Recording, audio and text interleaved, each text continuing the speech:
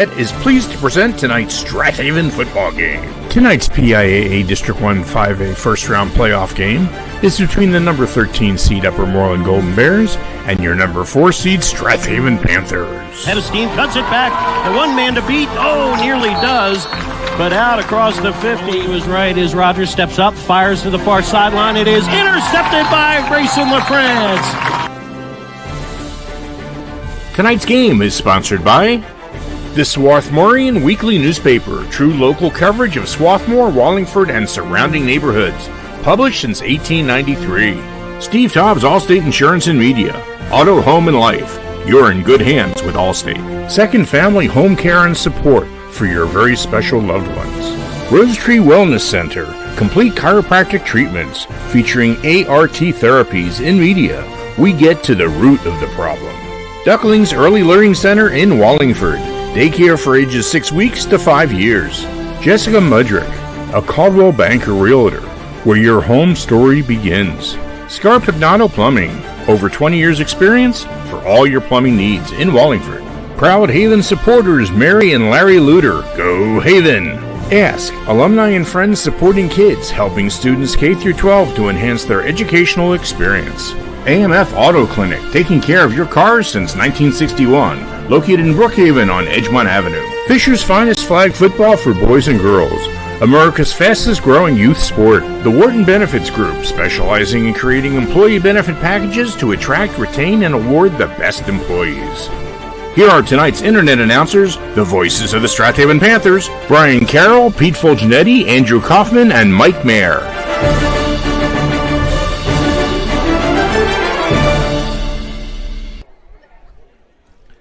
The calendar says October 31st. The kids are out trick-or-treating. The weather is definitely cooler, but somehow, for 16 teams in District 1 5A, it feels like week 1 again. A fresh start. Records matter only for the sake of home field advantage, but it's a clean slate for the Upper Moreland Golden Bears and the Strath Haven Panthers as we begin the 2025 postseason with round 1 of the 16-team field in the District 1 5A playoffs, and we are thrilled to bring it to you here on havenfootball.net. Good evening, everybody. Another terrific Friday night for football. Again, a little bit cooler than weeks past, but Andrew and I were joking before the game to say, boy, we've had some rain on some Saturdays. We had a rainy Thursday yesterday, but Friday nights this season have just been fantastic for playing and watching and enjoying high school football. So thrilled to bring it to you here again on havenfootball.net. Brian Carroll bringing you play-by-play. Mentioned already, Andrew Kaufman's here with us with the stats and spotting and some score updates throughout the night. Mike Mayer doing the engineering. And we welcome back Pete Fulgenetti after a couple weeks out of the booth. He's back for the playoff run, and hopefully a playoff run that's going to last several weeks as the 4-seed Panthers have a chance for multiple home games in the playoffs if they take care of business tonight. And to do that, they'll have to take on an Upper Moreland team that's ready to pull the upset, making the trip down from Willow Grove tonight. But Strath Haven with that third-ranked defense in the in all of Pennsylvania, allowing just 5 points per game. This is a team that's ready to slow down an Upper Moreland offense that comes in hungry and ready to go. Welcome back, Pete. Thrilled to have you back, and need the Panther offense to start clicking again. Yeah, I'm glad to be back. I've been following you guys on TV and calling the plays to myself, but it's a lot better being in the booth with you guys. I'm looking for a big game tonight from the Panthers, and I just have a feeling that Derek Bradley's going to have a big game. I think they're going to try to get him the ball in space and see what he can do. I just think a big night for him, but the wind's blowing left to right really strong, and if the kicking, when you're going in that direction, you're going to get a lot of help. If you're punting into it, it's going to be a short punt, but should be a good night. Should be a good night indeed, and Upper Moreland comes in with a record of 6-4. Had 2 tough games in a row in weeks 8 and 9.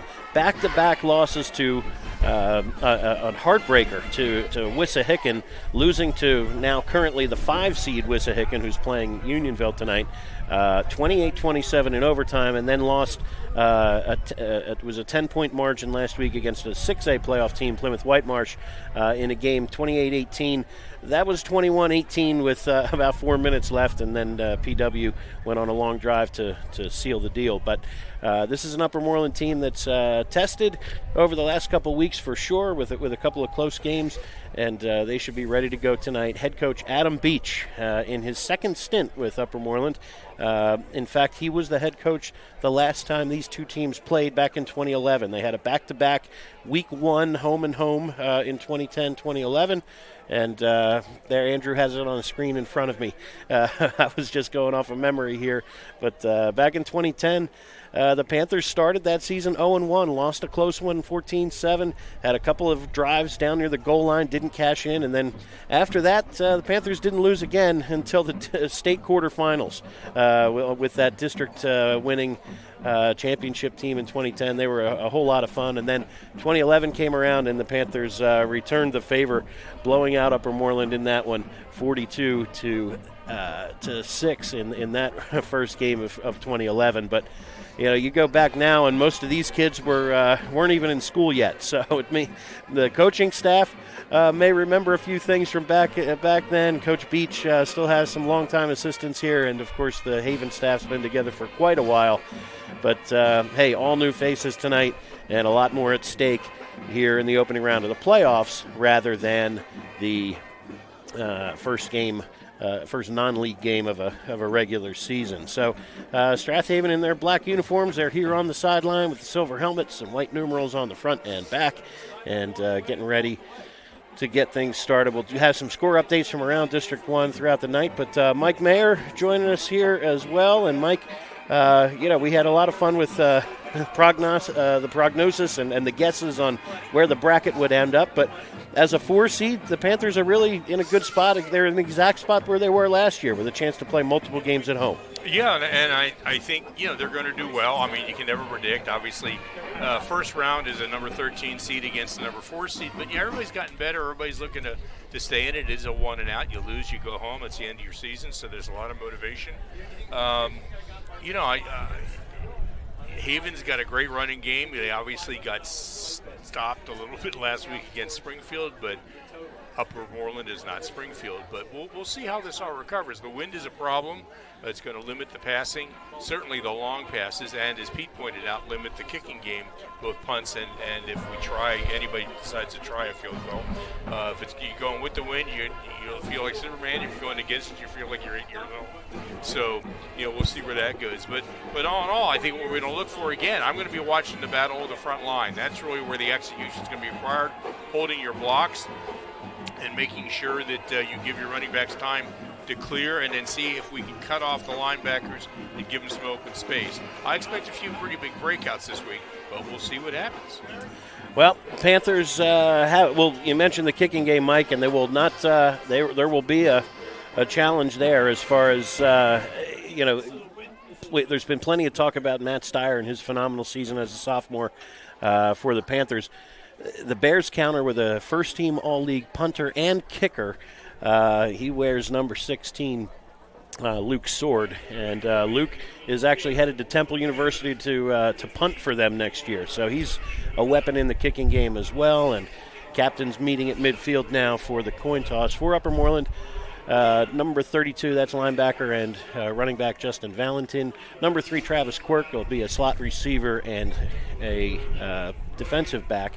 Number 54, Darius Whetstone, first team All-League on both sides of the ball. He's 6'2", 285. He'll be tough for the Panthers to move for sure on the offensive and defensive line. And number 44, linebacker and tight end Jimmy Murray. For the Panthers, Luke Mulhern, joined by Quinn Kell, Nick Faribaugh, and Paul Oblek out at midfield. And Upper Moreland has won the toss, decided to defer.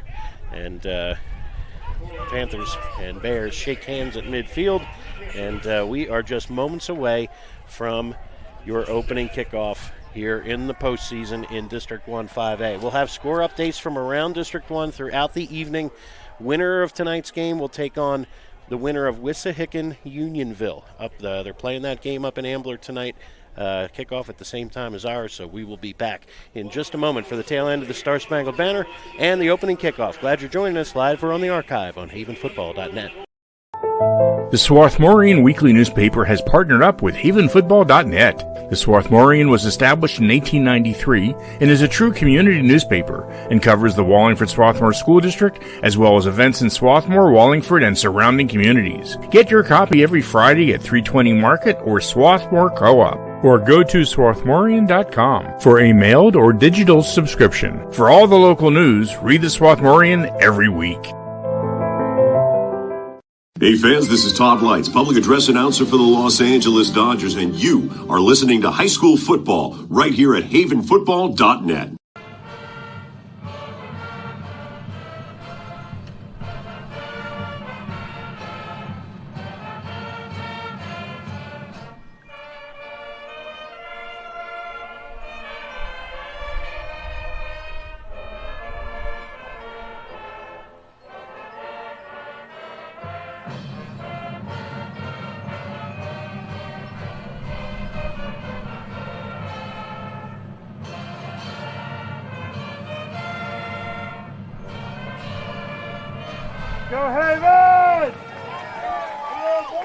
There's the 12th man, the Strath Haven marching unit, over 400 kids big again, and we'll hear from them at halftime. Band director Nick Pignataro will be here to work through that program, which, again, also seems to get a little bit better every single week, and is one of our favorite parts of the atmosphere here every Friday night for these few months in the fall. So Panthers will be without Casey Hudson tonight. He went out early in the Springfield game last week in the loss to the Cougars, so he's out of the lineup tonight. So Panthers will lose one of their primary kick returners as well as his role as a running back and free safety. Derek Bradley will fill in that spot, and Bradley stands deep to return on the far side alongside of Quinn Kell and Jalen Starr to the near side. We mentioned Luke Sword.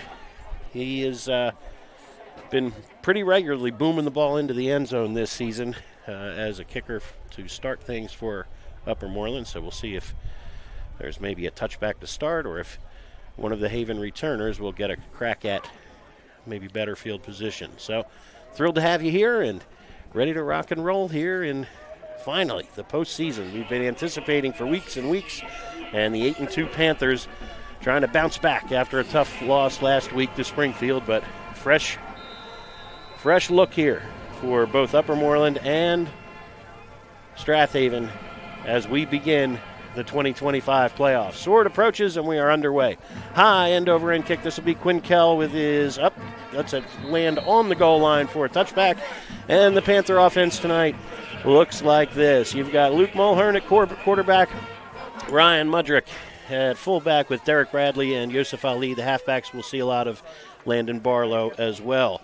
Tight ends are John Riley and Tyler Slaughter. Chase Schuster is your center. Nick Faribault, Zach Milligan, the guards. Jackson Miller and Paul Oblek, the seniors, at tackle. We'll get to the Upper Moreland defense in just a moment. Panthers choose to start on the near hash after the touchback. 1st and 10 from the 20. Wing T look for Mulhern. Bradley in the backfield with Mudrick. Juggled snap, and Mulhern does well just to pick it up and push forward for a yard or so, but inauspicious start there for the Panthers. Gain of just 1 on the play, and the Upper Moreland defense looks like this. Up front, you've got Anthony and Mike Maglio, twins, side by side at defensive end and defensive tackle. Darius Whetstone, we mentioned him at defensive tackles. Chase Sinclair wearing 55 tonight on the defensive line. Linebackers Justin Valentin, Jimmy Murray, and first-team all-leaguer Larry Hughes. Corners are Malik Rogers and Kamasi Underwood. Kyle Moore and Travis Quirk are your safeties. 9 in the box for the Bears. 2nd and 10. This is Bradley turning upfield for maybe the line of scrimmage if he's lucky, but that's about it. Give him a loss of a yard on the play, and Upper Moreland up to the task here on the first 2 plays. It'll be 3rd and 10. Not much going there, Pete. Yeah, it's a little slow start, but it's only 2 plays. I think they got to get Derek Bradley out in open space and let him use his legs, but it's just starting here. We'll see what happens. They tried right there, and Upper Moreland defense stood tall. 3rd and 10 from their own 20, the Panthers with Mudrick at fullback. Turn and the give on the sweep to the near side is to Yosef Ali, and he runs right into Hughes, who wraps him up at the line of scrimmage. Nothing doing for the Panther offense. 3 and out, 0 total yards gained.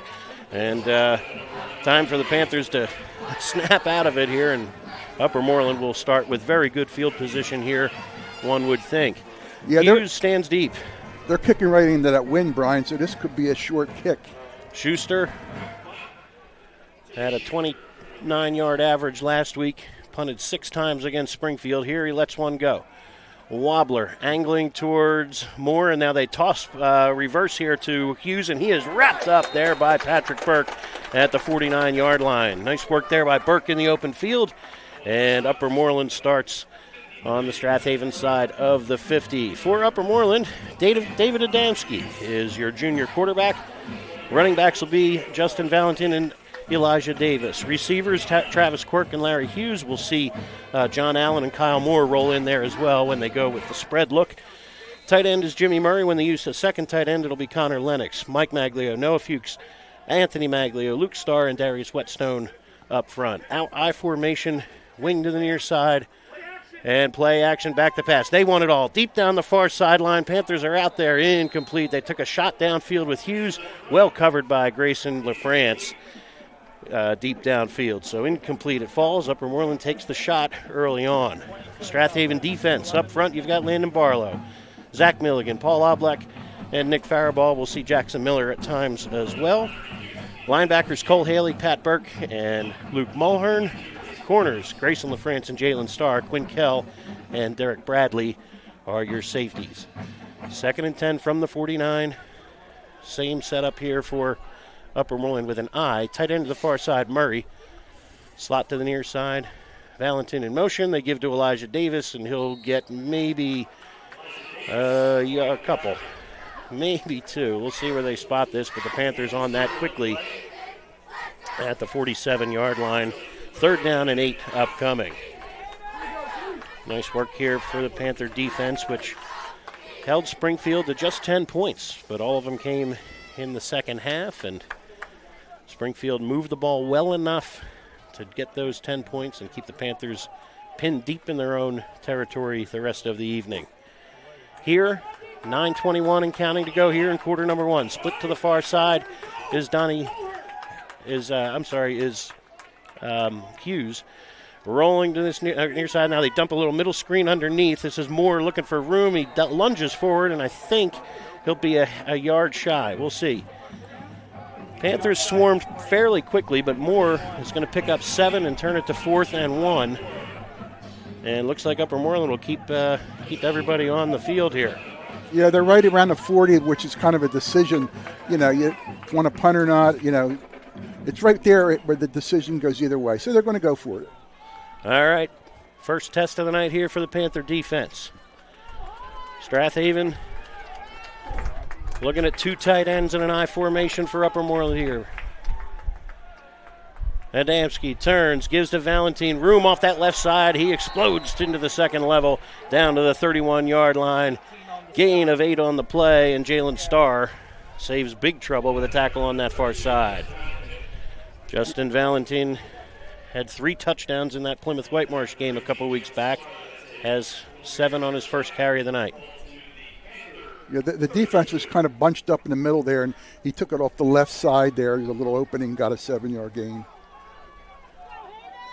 Hughes split end to the near side. Wing here is Travis Quirk. And they go play action, roll to the left side. Now looking for the throwback. Fires back, and it is caught. A little room in that over on the far numbers. Good catch there, and again, another first down picked up by John Allen on his first grab of the night. Adamski's completed a couple in a row. Down to the 19 they go for 13 yards. Yeah, they're moving the ball, and of course they're going left to right now, which is with the wind, and it certainly helps the passing game. When they're going the other way, it might not be as easy. Adamski 2 out of 3 throwing it so far here on the opening drive. This started at their own 49-yard line. 7:30 to go here in quarter number 1. The junior in the shotgun, give inside is to Davis. He bounces out to the left, has some room, turns the corner, and down inside the 5-yard line. 1st and goal to go for the Bears. And the Upper Moreland taking what they can get here, and the offensive line doing a job here against the Panthers early. Well, you know, Brian, during the season we've had the same pattern.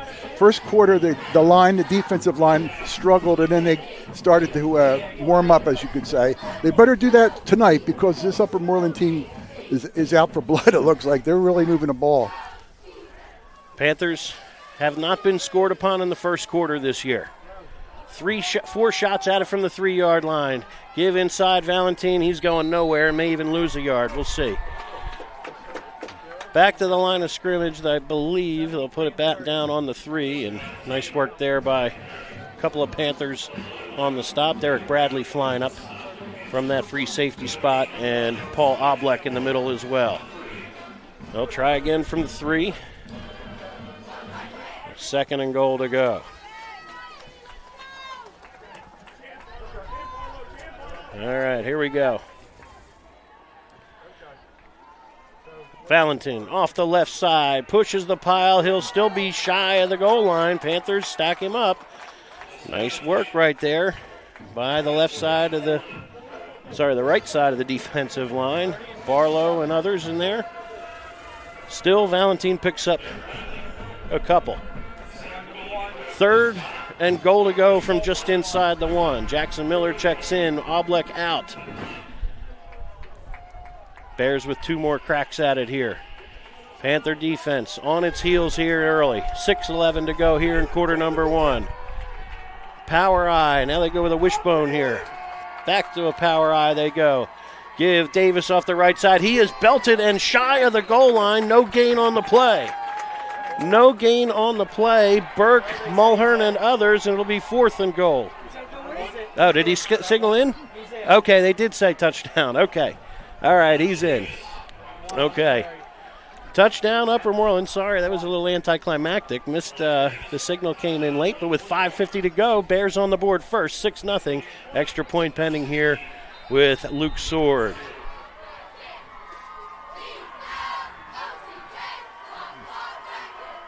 Snap. Quirk puts it down. Sword, plenty of leg, and the Bears jump out early. Upper Moreland 7, Strath Haven nothing. Be back in just a moment. See if the Panthers can answer when we come back on havenfootball.net. Family Senior Home Care is owned by a Strath Haven family, the Glowackies. We provide in-home care assistance with all activities of daily living, personal care, transportation, mobility assistance, light housekeeping, and meal preparation. We also offer personal care, including hygiene, companion care, and medication reminders. Alzheimer's and dementia care, along with short-term respite care, are also available. Schedule your free consultation at 610-719-3223 or go to our website at secondfamily.com. Hi, everyone. This is Greg Murphy from the Phillies broadcast team, where high school football never sounded so good, right here at havenfootball.net.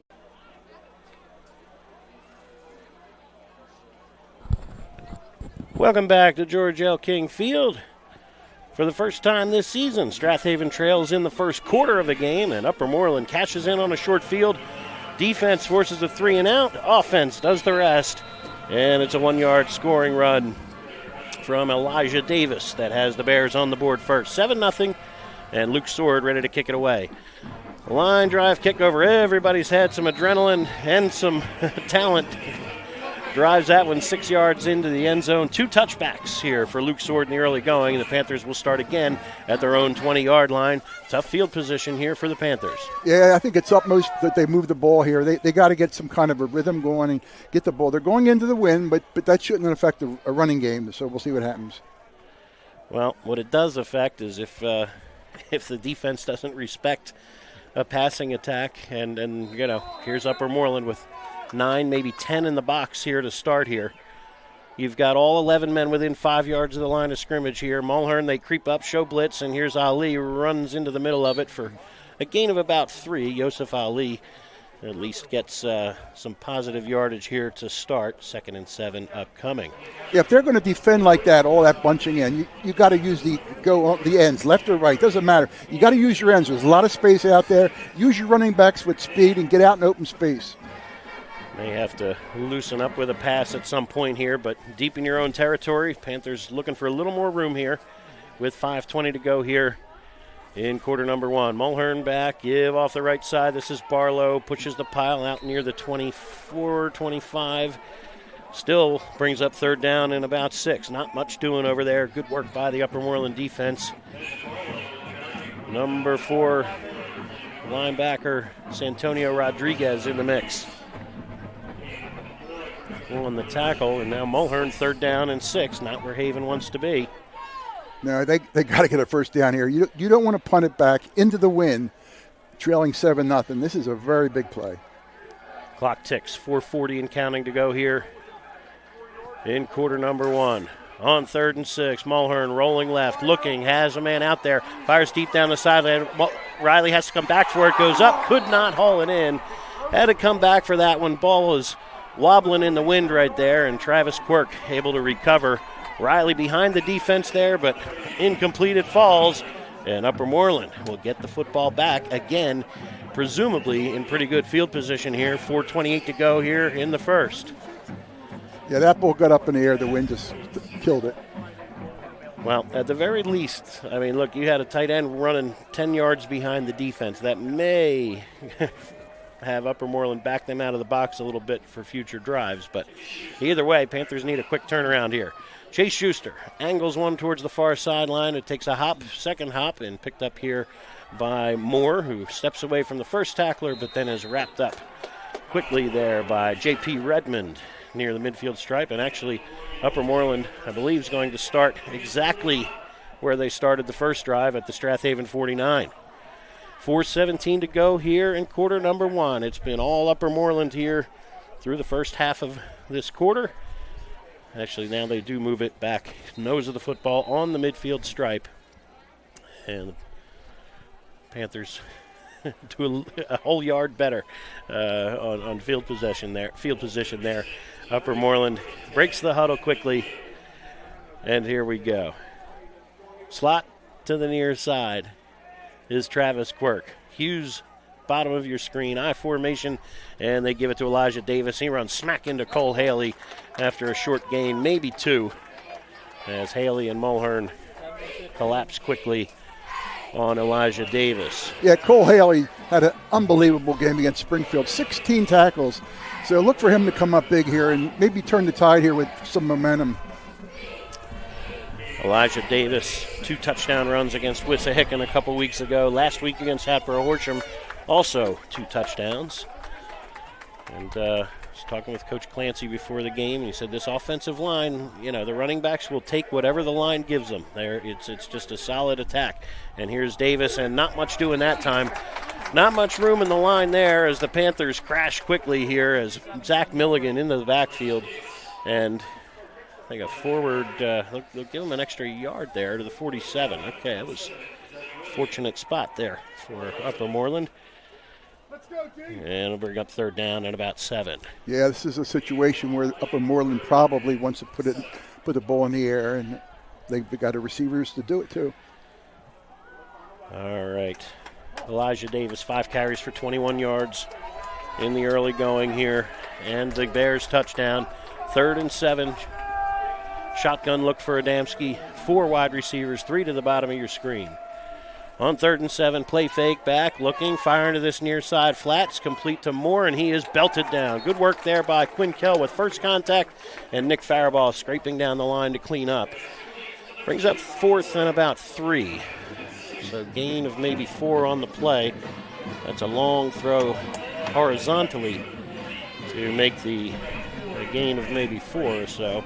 Andrew, update? Midway through quarter number 1, Wissahickon takes a 7-0 lead on Unionville. Okay. 5th-seeded Trojans at home. Another Suburban 1 American team, and Suburban 1 American doing the job here so far. 4th and 3. Big play here for Upper Moreland, trying to convert here. Panthers nearly jumped. They flinched, but stayed away from that neutral zone. And now you've got moving on the offensive side, and we'll see. Hard count from Adamski. Both sides pointing at each other here.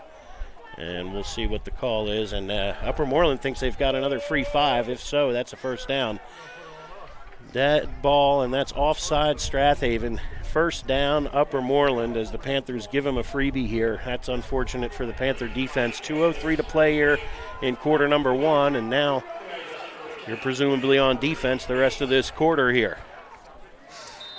Upper Moreland, good job on the hard count by Adamski, and leading 7-0. 4 cracks at it now from the Panther 38. Yeah, that was a tough one there. I don't know if Upper Moreland was even going to go for it. I think their whole purpose was to draw offsides. Split end to the far side is Travis Quirk. John Allen at the bottom of your screen, the near side. Tight end is Hughes. Give inside to Davis for a couple, maybe to the 35, 36. Gain of just 2 that time. Cole Haley there to meet him. And good work there from the defense. Panthers trailing by 7 here. 118, 117 and counting to play here in quarter number 1. Upper Moreland, rightfully so, taking their time, right? Keep the Panther offense off the field. Strath Haven with 2 3-and-outs in this quarter. And it's up to the defense to make a play now. Clock continues to tick. 3 receivers to the far side. Larry Hughes in the slot, empty backfield. Adamski on 2nd down and 8. Motion man Davis, they give it to him on a quick flip in front. On the cutback, Davis is tripped up. Oh, he had some room behind him. Good work by a Panther tackler. Didn't see who that was who got him by the shoestrings, but still positive yardage to the Panther 31 and brings up 3rd down and a very manageable 3. Yeah, he cut back really nice there and got tripped up. If he wasn't tripped up, he was at least going to get another 10 yards. Gain of 5 on the pass, as it's just a little touch pass coming off the far side, or to the motion man. Davis in the backfield this time with 4 wide receivers. On 3rd and 3, Davis in motion. Back as Adamski has time, has room now, tucks, and will dive, still shy of the 1st down. Panthers collapse the pocket quickly. Adamski is a good running threat. He had over 100 yards rushing against Hatboro Horsham last week. And on the final play of the first quarter, Upper Moreland turns this to 4th and short. No gain on the play. We'll see what the Bears can do when we come back in quarter number 2, 4th and short on havenfootball.net. Want to have your kids get involved in the fastest growing youth sport in America? Non-contact flag football is here in Wallingford at Fisher's Finest Flag Football. Boys and girls in 3rd, 4th, 5th and 6th grades are eligible. Adult coaching for each team assures that each child is taught proper football techniques and skills. Get involved in flag football. Sign up for learning camps in spring 2026. Go to fishersfinest13.com for more information. Hello everyone, I'm Ron Jaworski, former Philadelphia Eagles quarterback, and you're listening to high school football right here on Haven Football. Quarter number 2 ready to get started here. Strath Haven on their heels here after first quarter as Upper Moreland leading 7-0 and now 4th and 3 upcoming. Brian Carroll bringing you play-by-play, joined by Mike Mayer, Pete Fulgenetti, and Andrew Kaufman here in the booth, along with Kevin Bittner on the scoreboard, Dean Michelson outside on the camera, and Mike Clancy and Bill Clancy upstairs, giving you all the action here on havenfootball.net. 4th and 3, big play upcoming here for Upper Moreland. Andrew, you have a score update? Quick score update, the number 1 seed in 6A, Plymouth White Marsh, takes a 6-0 lead on the 16 seed Penridge. Other way around. Oh, yeah, other way around. 16 over 1. 16 over 1. All right, yeah. There we go. All right, here we go. Hughes, split end to the far side, 4th and 3, Justin Valentin dots the I. Big play for the Panther defense. Upper Moreland trying to keep it going. Toss play to this short side, to the boundary. Panthers swarm and bury him. Burke and others wrap him up quickly. Mulhern as well. Valentin to the boundary will lose a yard. And nice work by the Panther defense, and maybe give them a little spark here to start quarter number 2. You know, Brian, I want to bring something up. Before we just changed field positions here with the quarter, their kicker, who was excellent, had a chance for a long field goal. Once we turned the field around, they couldn't kick it into the wind because of the distance. So that could be a big factor. Let's see if that plays out during the game. Here we go. Panthers, their best field position of the night, believe it or not, at their own 31-yard line. Bradley wing to the far side, and give inside is to Ryan Mudrick. He'll push the pile for a couple out to the 34-yard line. Gain of maybe 2. And Ryan Mudrick, first carry of the night, comes on the first snap of the first quarter, or second quarter. Hard to believe the Panthers went a whole quarter without a fullback touch. But when you only run 6 plays in a whole quarter, that's part of the story. Yeah, all right. If you go back to last week, it's 2 straight quarters. Not good. Barlow in the backfield. They give it to him, sweep to this near side. Landon Barlow gets maybe a yard. And the Panther offense still slow going here, out to the 36-yard line, and brings up once again 3rd and 6. Yeah, the line is not being able to hold their blocks. That was another tackle that was made where the guy initially blocked and slipped off. So we're back to the same problem we had last week with Springfield. We've got to make the stop. We've got to hold our block. They are just outnumbered right now, too. You've got 10 in the box for Upper Moreland, within 3 yards of the line of scrimmage. 3rd and 6. Slaughter tight end the far side. Quick trap play to Mudrick, and he'll be short of the first down. They'll get it to the 39, and that's about it. 4th and 3 upcoming, and that will bring the punt team on one more time. Well, trap and power haven't gotten going. Sweep hasn't gotten going. It's just slow going here for the Panthers. 11 total yards through their first 3 possessions. Well, they're bunched up in the middle there, Brian, the defense. You got to get outside on these guys. Schuster booms one. Good kick. It'll drive Moore on the back pedal back to his 21-yard line. Looking for some room up the hash mark, and then runs into Patrick Burke, and he'll be, oh, wow, ball almost came through. Good work by Burke with a double leg takedown. He'll be on the wrestling mat at some point, but Panthers hoping to have him on the football field for the next several weeks. But need a big turnaround here as Upper Moreland in control so far, leading 7-0, 10:02 to play before halftime. From their own 26 to start things. Andrew? A couple of score updates in 6A. Coatesville and Perk Valley tied at 7-all. That is just over a minute to play in quarter number 1. And after 1 quarter of play, Pencrest and Westchester East are scoreless in 5A. Okay. Here, 2 receivers at the bottom of the screen. Hughes and then Quirk in the slot. Valentine's your fullback, Davis is your tailback, and they give it to Davis. Looking for some room, and ball on the ground. Scramble for it. The Panthers think they have it. Ball was stripped, I believe, by Quinn Kell, who came up with it. We'll have to check the replay on this one, but the Panthers with a big play on defense once again with a big-time recovery. Barlow on the recovery. It looked like Quinn Kell stripped it, and wow, the Panthers now in business at the Bear 31-yard line. They surely needed that play. I mean, that could be the momentum turn that we need. But we'll see. But that was a big play, and we'll see what happens. Mudrick, Barlow, and Yosef Ali in the T formation. Bears show blitz. 10 men in the box. Back to pass. Looking as Mulhern has time. A man wide open out there. It's Riley. And it is just overthrown. Oh, can't figure out this wind just yet. Thrown 2 passes, 1 underthrown, and that one just a bit overthrown. Riley's been behind everybody twice. 2nd and 10 upcoming, but Panthers still in a good spot here. Yeah, the wind's certainly affecting this game. Going the other way, we were really short. Going this way, we're long. What are you going to do? Still early. Plenty of football to play here. 9:46 to go before halftime.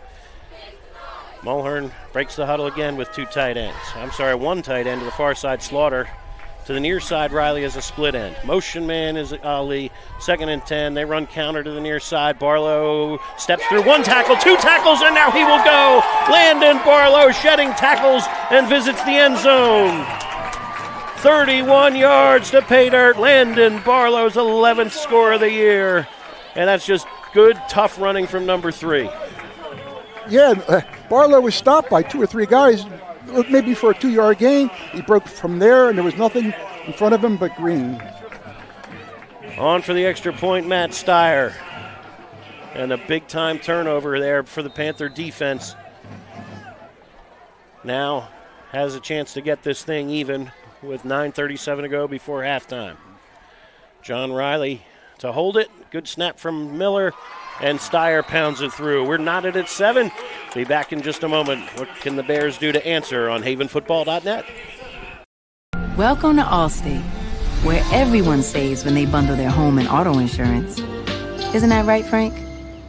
I saved 25%. Booyah. You protected your casa? Sure did. And the Frank tank? You know it. And now you're relaxing. I'm working from home. Sure you are.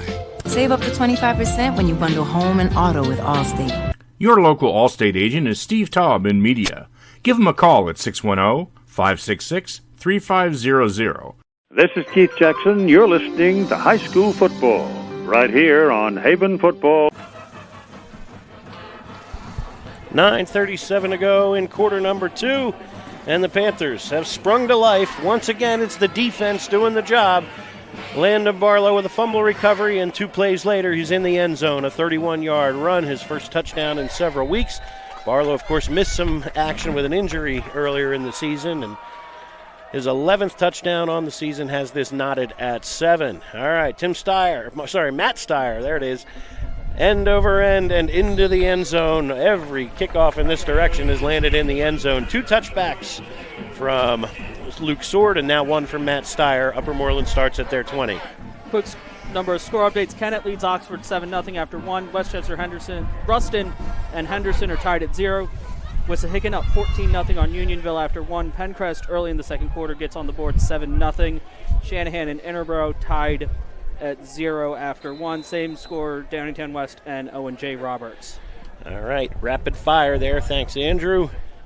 Pencrest looking for it's their first home playoff game ever. They're looking for their first playoff win since 2009. Good to see the Lions out to a good start. Here, 7-7, play fake, Adamski down the far side. It is swatted away. Great coverage there by Grayson LaFrance, knocking it away from Larry Hughes out at the 45. Panthers very well covered there. Derek Bradley in support as well. Yeah, LaFrance did a great job. He's our best corner, and he just went up and swatted that ball away. Great defensive play by LaFrance. 3-year starter, Grayson LaFrance in this secondary, and again, he's had missed a couple weeks here late in the season, but good to see him back on the field. Leads the team with 3 interceptions, and has just been terrific for his senior season and, of course, prior. 9:31 to go here in the second quarter. 2nd and 10 for Upper Moreland. They'll try again from their 20-yard line. Tight end to the near side now is John Allen. And quick hit up the middle. Second effort, Valentin on the cutback. He's near first down yardage. Panthers had him wrapped up here, but good work there from Valentin. He is tough and runs low to the ground. 5'5", 200-pounder. And now you've got an injury on the offensive line here for Upper Moreland. So not a good sign here. Noah Fuchs is down on the play. So we're going to take a short timeout and hope for the best here for the Bears offensive lineman. 3rd and 1 for Upper Moreland when we come back on havenfootball.net. Your car is probably your second biggest investment, and AMF Auto Clinic in Brookhaven wants to keep that investment in tip-top shape. AMF Auto Clinic has been maintaining automobiles since 1961, and they take pride in their work and in keeping your car in perfect running order. From inspections to general maintenance and repair, you can trust your auto investment to AMF Auto Clinic in Brookhaven. Call for an appointment today at 610-872-2167. Hi, everyone. This is Greg Murphy from the Phillies broadcast team, where high school football never sounded so good, right here at havenfootball.com. Injury timeout here at George L. King Field, but good sign here as offensive lineman Noah Fuchs for Upper Moreland off under his own power, so hopefully nothing too serious, and hope to see 51 back on the field here shortly. 3rd and 1 for the Bears from their own 29. Andrew? Late in quarter number 1, Unionville gets on the board, cuts Wissahickon's lead in half, 14-7. Okay, 14-7 there. Suburban One American showing up early here. Wissahickon with a lead. Upper Moreland obviously tied right here in front of us. And the Bears here trying to convert on 3rd and short. Valentin is the fullback. Hughes tight end to this near side. It's Davis. Toss play. Looking for room and has it off the right side. He tumbles across the 34 to the 35. Not even quite the 35, I guess. All right, they'll mark him down to 34, but still plenty enough for a first down. and Jalen Starr on the tackle for the Panthers. So gain of 5, and now no huddle here. Power eye look, and give it to Davis one more time. Up the middle he goes and runs into a wall of black jerseys there. Maybe 2 or 3 for Davis, out to the 36, and no huddle once again. Murray shifts from tight end to a fullback position, and this time Davis going nowhere. Barlow there to meet him quickly. He'll lose a yard, I believe. Let's see where they spot this one, and Upper Moreland now with some substitutions, going with more of the wide receiver spread package as Murray and Valentin check out. Yeah, a couple of no huddles there, Brian. They were trying to catch the Panthers out of alignment there, but the Panthers reacted very well, both plays. 3rd and 7 as Davis goes for 3 and then 0 on the 2 quick snaps. 8 minutes to go and counting here in quarter number 2. Hughes split end to the far side, trips to the bottom of the screen for junior quarterback David Adamski. And now timeout Upper Moreland, 7:43 to go here before halftime. All right, we'll take a short timeout with them. Upper Moreland wants to talk things over, so we will thank our sponsors once again for putting us on the air every week on havenfootball.net. Alumni and Friends Supporting Kids is a fiscal partner of the Foundation for Wallingford Swarthmore Schools. ASK strives to bridge the gaps in access to educational resources so that WSSD students have a holistic school experience. ASK helps students K-12 with items, services, and resources to support and enhance their educational experience with a focus on academic, artistic, athletic, and social enrichment. ASK scholarship forms are available on the WSSD website as well as through the school counseling department. Hello, everyone. I'm Ron Jaworski, former Philadelphia Eagles quarterback, and you're listening to high school football right here on Haven Football. Welcome back. 3rd and 7 for Upper Moreland here at George L. King Field. They'll snap it from their own 37-yard line. Panther defense trying to hold here against Upper Moreland offense that's been pretty darn good so far. 2 of 5 on 3rd down so far. This one hits Barlow in the back of the helmet on the swing pass on the near side. Oh, if Barlow saw it, he might have been going the other way. Instead, give him a pass breakup, and into the turf it falls. Luke Sword on to punt, 4th and 7, and Adamski had 2 touchdown passes against Happer Horsham, but also had an interception. Got away with one right there. Yeah, look for this punt to be a little shorter because he's going into the wind. LaFrance and Kell stand deep to return. I'm sorry, Connor Kelly, rather. And Kell. Sword steps into it, wobbling, angling towards Kell, and now towards the sideline, takes an Upper Moreland roll down inside the 20 to about the 18-yard line. Good kick there from Luke Sword, and you can see why he'll be playing on Saturdays next fall. Yeah, that's a great kick into the wind. I mean, this kid can really kick. Nice work there, and again, long field in front of the Panthers inside their 20. Andrew? Shanahan breaks through 7-0 up on Interborough in the 4A playoffs. Kennett extends their lead on Oxford 14-0. And a surprise scoreline over in Downingtown. Owen J. Roberts takes a 7-0 lead on Downingtown West. Okay. Defending 6A champs Downingtown West. Owen J.'s been hurt by injuries, but off to a good start there. All right, here we go. Derek Bradley wing to the far side. Ali to the near side. Ali in motion. And give inside to Landon Barlow. Barlow pushes the pile out near the 25. I think the marking just shy of that.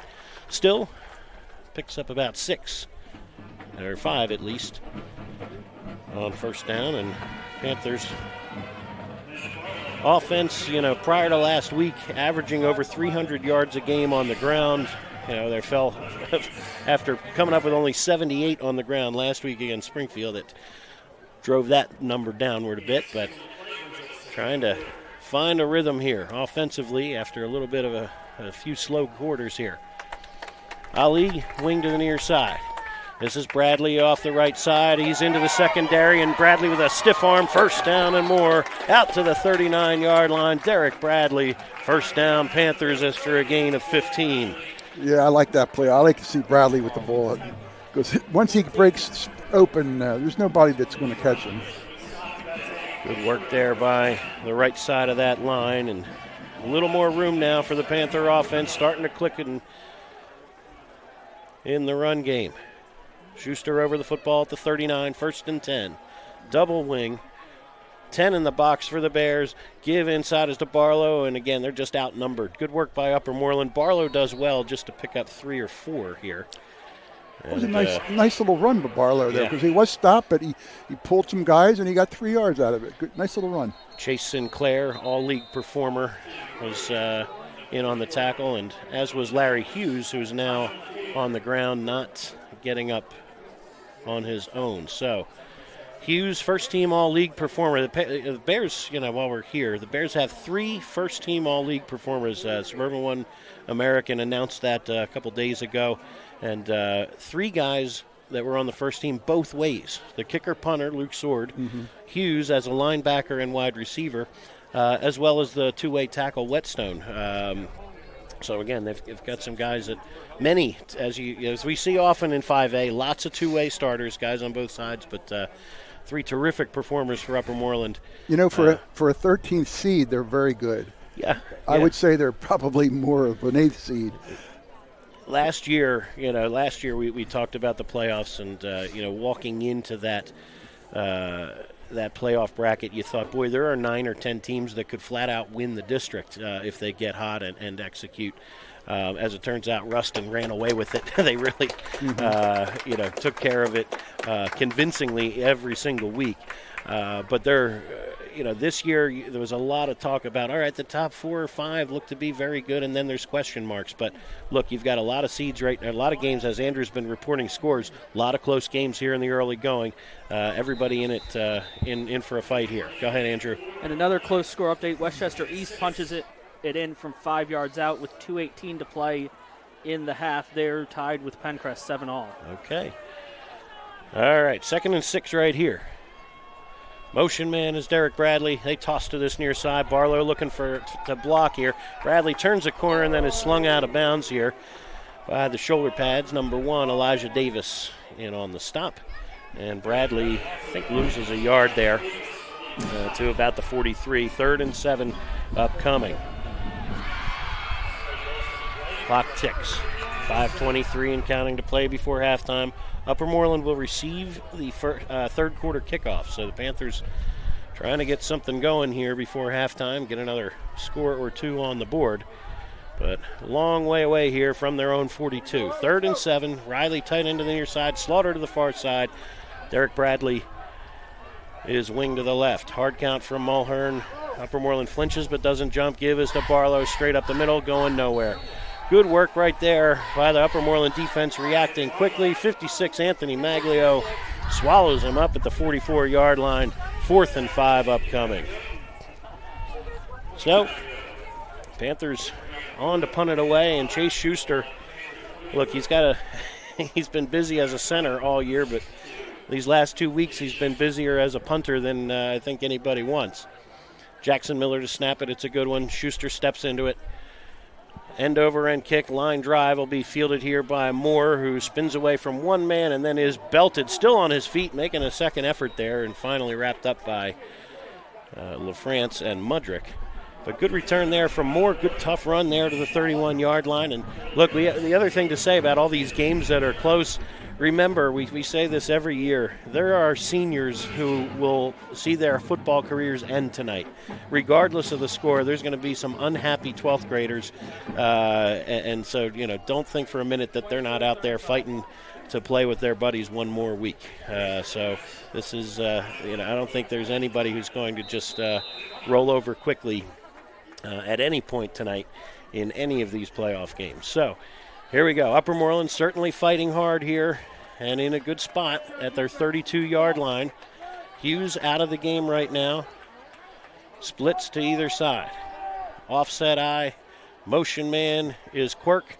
And they go with a quick fullback hitter. This is Valentin, up to about the 36, 37, maybe 38. We'll see where they put it down. All right, from the 38, so nice work there from Valentin. Patrick Burke on the tackle, and it brings up 2nd down and about 4 or 5. Clock ticks, 3:46. Upper Moreland again in no hurry. This is a team that's going to say, look, Strath Haven comes in averaging 33 points per game. We want to keep their offense sidelined where we can. Split end to the far side, John Allen. Quirk to the near side. On second and about 5, this is Elijah Davis. He runs quickly into Nick Faribaugh. Faribaugh does well, just one-arming him there and then getting some help.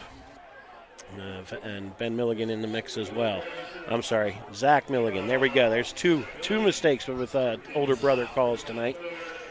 So from the 40, it'll be third and about 2. Andrew? A couple of score updates in 4A. Pope John Paul up 48-0 on Springfield Montco after 3 quarters of play, and Westchester Ruston finally breaks through. They lead Westchester Henderson 7-0 in the second quarter. It's a rematch from a week ago. Here we go, 3rd and 2 from the 40. Gives to Valentin up the middle. He's going to be, I believe, and the ball came out. Let's see, Panthers swear they have it. Let's see if they're going to mark this. Are they going to mark him down, or let's see, I think they're going to say he was down first. Panthers disagree. We'll have to check the replay to see, but Panthers upset with that one, and not only is it not a fumble, but Valentin picks up the 2 he needed to move the chains. Replay, we'll have to check that after the game to see where that one went. All right, 1st and 10. Ball spotted. Going to restart the clock here, and 2:39, 2:38 and counting to play here in the second quarter. Larry Hughes back in the game at split end for Upper Moreland. 2 tight end set. Play fake, Adamski looking. There's the slant for Hughes. He's got it room, and now some speed. Pulling away. This is Larry Hughes into the secondary, into the end zone for a touchdown. There's your slant pass.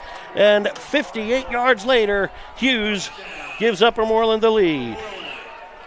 Wow, that was quite a play. Slant pass hit him right in the hands, and he just ran away from the defense. We knew he was a great receiver, but that really shined there. First catch of the night for Hughes, and it could not have come at a bigger time for the Bears. 13-7, extra point pending, and now the Panthers in shock here. Trailing on their home field. See what kind of plans they can drum up to turn this thing around, but Sword on for his second extra point try of the night. Snap, spot, kick is away, and plenty long enough and good. Luke Sword, 2 for 2, and 2 scores on the board for the first time of any opponent this year. 2 touchdowns up against the Panthers, and so we'll see if they can turn it around when we come back on havenfootball.net. Looking for pre-K childcare with an emphasis on learning? Ducklings Early Learning Center is available for children 6 weeks to 5 years old within 1 block of Nether Providence Elementary School on Moore Road in Wallingford. At Ducklings, our college-educated teachers create a safe, nurturing, educational environment in our beautiful facility. Call Ducklings today for an appointment at 610-936-9400. This is Merrill Reese, voice of the Philadelphia Eagles, where high school football never sounded so good, right here at havenfootball.net. Welcome back to George L. King Field, and home crowd a little quieter than expected, a little quieter than they want to be right now. Looking at a deficit for the second time all season in the first half. 14-7, Upper Moreland. Punch for punch here against Strath Haven. Short kick, it's going to come down to Jalen Starr. Juggles it momentarily and then scoops it up, looking for room. Turns the corner up that far side. Steps away from one man momentarily, but Starr will be shoved out of bounds shy of that 30-yard line. And Upper Moreland in control here with 2:05 to go. Panthers still with 3 timeouts. And knowing that they'll need to kick it away to the Bears to start the second half. Elijah Davis in on that last tackle on the kickoff with Colin Murray. And the Panthers start from their 29-yard line. All right, here we go. Mulhern under center. Bradley in motion. Play fake. He's back looking. Has time. Has a man deep down the field. Riley's out there again. And once again overthrown. Incomplete. Incomplete. And the Panthers have had some shots downfield. And just, again, they're doing what they can to loosen up this defense. But until they complete one, maybe Upper Moreland will continue to crowd the line of scrimmage.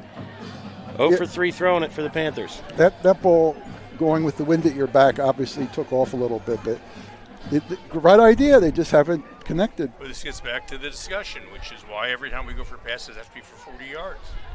Here we go. Riley to the near side. Barlow, wing to the far side. On 2nd down and 10 from the 29. They sweep to this near side. Good block there momentarily from Faribault, but Hughes does well to get off the block and sling him down. No gain on the play. 3rd and 10 upcoming. That's been a bread and butter play for the Panthers for quite some time, and they just haven't gotten anything going here. Yeah, the nature of that block is you must make contact and drive your defender. You can't let him bounce. And he just bounced off and continued to the ball. Barlow held to no gain. 3rd and 10 from the 29. Panthers in a hole here. 127, 126 and counting. What can they drum up here on 3rd and 10? Riley tight end to the far side. Slaughter to the near side. Ali goes in motion.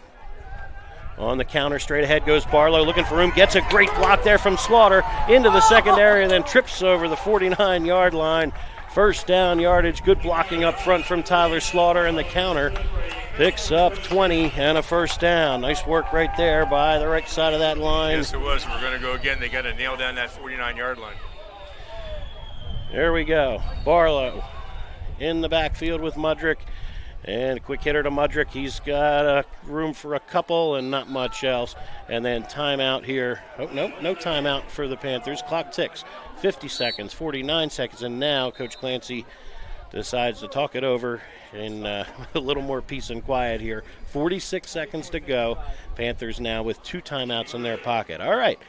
Bears leading Strath Haven. We're going to take a short timeout, see if the Panthers can turn it around here late in the 2nd quarter on havenfootball.net.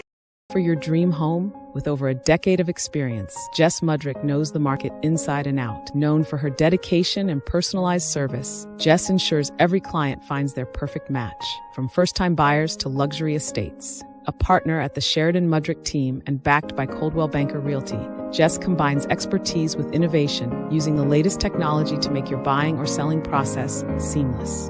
For a real estate experience that's second to none, trust Jess Mudrick and the Sheridan Mudrick team. Visit SheridanMudrick.com today. This is Merrill Reese, voice of the Philadelphia Eagles, where high school football never sounded so good, right here at havenfootball.net. All right, 2nd and 7 for Strath Haven with 46 seconds to go here in quarter number 2. Upper Moreland leading by 7. Panthers still with 2 timeouts. Split end to the bottom of your screen is John Riley. Little hitch to this near side. It's Riley with a catch at the 40. 35 carrying tacklers down to the 31. That will stop the clock momentarily while they move the markers. Gain of 17 on the play. First connection of the night. And now timeout. Strath Haven will talk things over once again. All right, we'll keep it right here. Andrew says he has some score updates for us as the Panthers complete their first pass of the night. Good delivery from Mulhern on the hitch to Riley.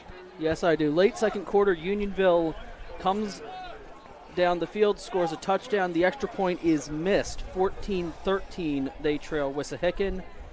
At the half, that's still late 2nd quarter. At the half, Owen J. Roberts leads Downingtown West 7-0. Coatesville and Perk Valley tied at 7. That game's in the 2nd quarter, and Shanahan with a field goal to extend their lead on Interboro 10-0 in the 2nd quarter. All right. Well, lots of tight games around District 1. It's close here as well.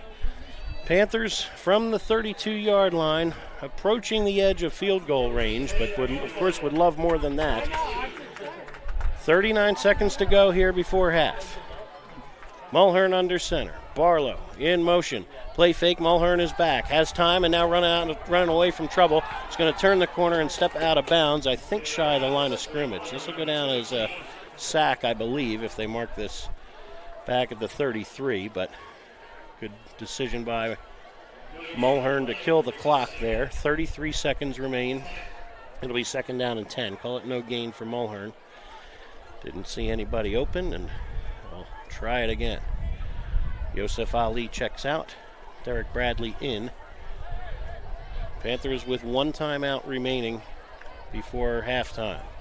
John Riley split end to the far side. Derek Bradley wing to this near side. Mulhern with Mudrick in the backfield. They play fake. Mulhern back, steps up in the pocket, is in trouble. It'll be tackled across the 30-yard line, picks up a few yards, but now you're going to get a timeout for Strath Haven with 24 seconds to go. That is their third and final timeout. So it'll bring up third down and about 6 as Mulhern had a big pass rush in his face that time. Not much to do but tuck it and get a couple yards there. You know, Brian, if they go on third down here and don't get a first down, they might not have enough time to set up for a Matt Steyer long attempt here. It's a good point. We'll see where the play takes them. But if Panthers can come up with anything that at least stops the clock momentarily, if they can get a first down, my guess is you rush to the line, spike it, and give yourself another couple shots. And, of course, a first down would get you inside the 25 or down near the 20, really. Any of those things would be helpful for the Panther offense. Upper Moreland now, we'll see what they bring on defense here. Wouldn't shock me to see blitz or something else upcoming here. Big 3rd and 7 upcoming here. 24 seconds left before halftime. Derek Bradley split end to the far side. Split to the near side. Bottom of your screen is John Riley. On 3rd and 7, Mulhern's back looking. He wants it all deep down that far sideline. Bradley is out there, and you're going to get no flag on the far side. Bradley was looking for it.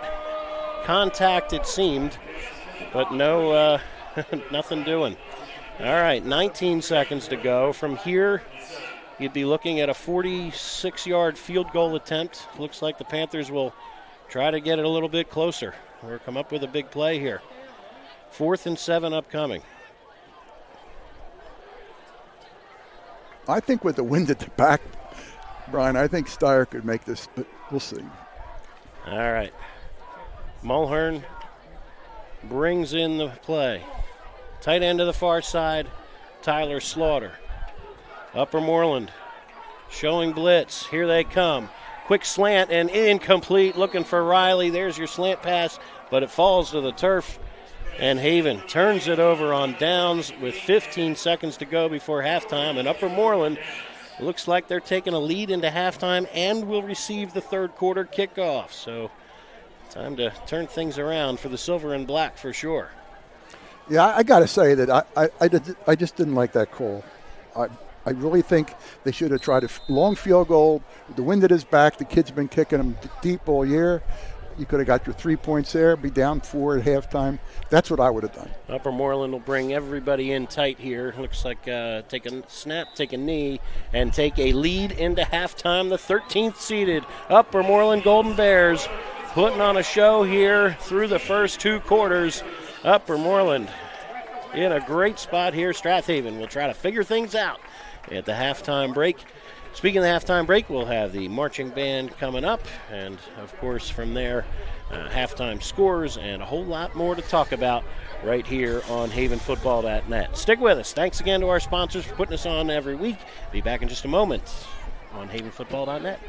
Nagging soft tissue injury, chronic joint pain? Give Rose Tree Wellness Center a call and see Dr. Tom O'Brien for a complete diagnosis and treatment. Dr. O'Brien specializes in active release techniques, ART. ART can deal with many issues, including chronic shoulder, knee, and ankle pain. Rose Tree Wellness Center also offers a complete series of massage therapy as well as general chiropractic care. Don't spend another day in pain. Call 610-789-5555 and make an appointment today. This is Merrill Reese, voice of the Philadelphia Eagles, and you're listening to high school football right here on havenfootball.net. Welcome back to George L. King Field, where at the half, the Strath Haven Panthers trail the Upper Moreland Golden Bears 14-7. A hard-fought first half from both teams sees the Golden Bears take the lead on the Panthers and sees the Panthers give up 2 touchdowns for just the first time this season. And now we'll hand it over to Strath Haven Band Director Nick Pignataro for tonight's halftime performance from the Strath Haven Marching Band. Good evening, everybody. Welcome to this halftime performance. Just waiting for the official to give us the go-ahead to take the field. Windy night, so it should be extra fun for the flags and the instruments. And there it is. Good evening. Onto the field comes the 2025 Strath Haven High School Panther Marching Band. We're pushing the sounds of drive and energy and liberation tonight as we play the music of ABBA, Blackpink, Amy Winehouse, and Macklemore on this playoff Friday night. The student leadership team is led by student directors Sonia Blum, Tess Kelly, Katie Snyder, and Maisie Strachan. The drum majors are Casper Stockman, Eli Sorkis, and Josie Weiland. ABBA never intended this song to be a single, but it soared on the dance club charts and was hot in clubs everywhere. We bring dancing to life with Lay All Your Love on Me.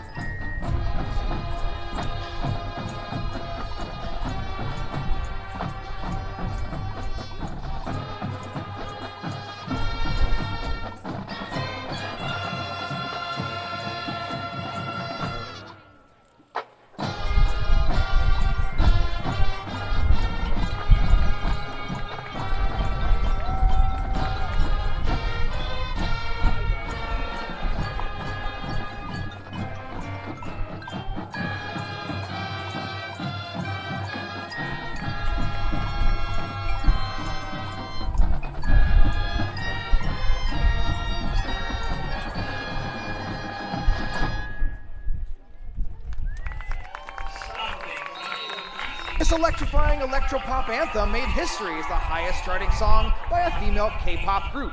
With its bold choreography, cinematic energy, and fierce attitude, Kill This Love embodies the powerful sound and image that have made Blackpink a global phenomenon. Tonight, the Panther Marching Band channels the same fire and precision, blending brass hits, booming percussion, and dynamic visuals to a show of strength and style. This is the sound of Blackpink, and this is Kill This Love.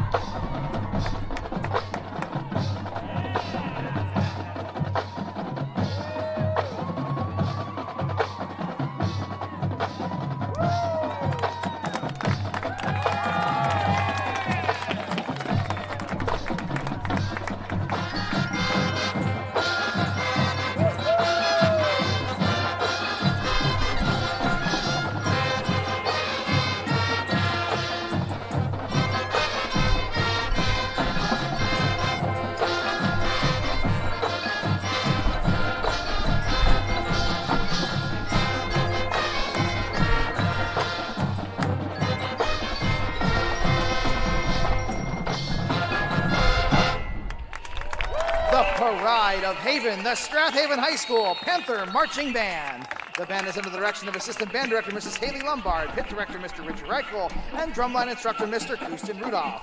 Ms. Valerie Shaliga directs the band front and dance line with Silks Instructor, Coach Aria Boris, and dance team instructors Miss Gigi Ianello and Miss Rosie Ianello. The band is assisted by Miss Samantha McFarland and student teacher Miss Cammie Bachman. For the Panther Band, I'm Nick Pinatero. Have a great evening and let's go Panthers!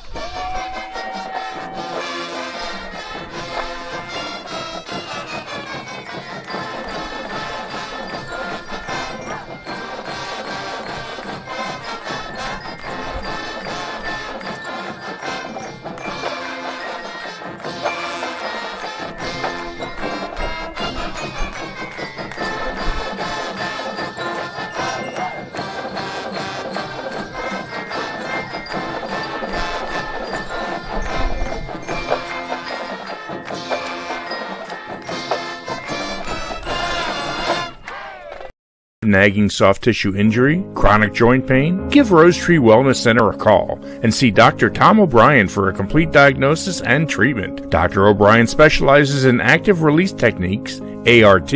ART can deal with many issues, including chronic shoulder, knee, and ankle pain. Rose Tree Wellness Center also offers a complete series of massage therapy as well as general chiropractic care. Don't spend another day in pain. Call 610-789-5555 and make an appointment today.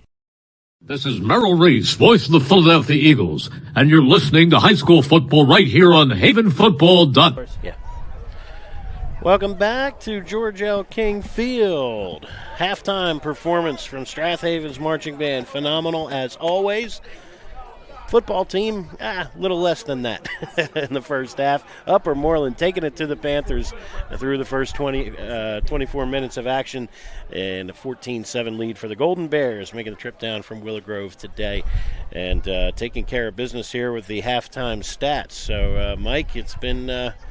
it's been Upper Moreland really in control most of the way here. No doubt about it, and the stats don't quite show that. I mean, Upper Moreland has a 13-minute advantage versus Haven's almost 11. But, and of course, Upper Moreland's got the one turnover. So it's certainly a more dominating offense at 150 yards versus 110. And, of course, the stats don't tell you that basically the fourth quarter, the Haven offense wasn't in the game. So... the Haven's had 2 weeks now of problems trying to drive against various teams with nothing in their quiver that can really overcome it. Tonight they've tried more passes than we've probably seen all year long. Unfortunately, we've got wind conditions, and it's either been long with the wind or short against the wind. But, of course, where was the success that Upper Moreland had? They did a slant pass, which, as you know, is one of my favorite plays, which Haven has never run. Although they ran it last play. Yeah. And still, but again, when you come into the playoffs and you've passed 5 times in the season, I'm being a little dramatic, it's very tough to recover from any of that. And suddenly come in and change your playbook when you haven't done it much against a team that obviously knows that they're pushing your buttons now because you can't get it on the ground. So I'm going to be interested to see how long Clancy, number one, stays with his ground attack, particularly up the middle where he's had limited success, and when he decides to go to the air. Part of it's going to be depending on which side of the field he gets for the first third quarter, because although the wind is not nearly what it was at the beginning of the game, it still can be a factor. So that's my thoughts. I still think we have a blocking issue, but we're not going to solve that tonight. All right. A couple other score updates while we're at it from around District 1. We do not have every game, just updates from every game in 5A and 6A, but we have a good number of them. Delaware County team on the road. Haverford up in Bucks County taking on Council Rock South, tied at 7 at halftime. Last we heard, Bishop Shanahan leading Interboro 7-0. The winner of that one will take on Pope John Paul next week. They were a 48-0 winner over Springfield Montco earlier tonight. Owen J. Roberts with maybe the surprise, one of the big surprises of the night. There are several, but Owen J.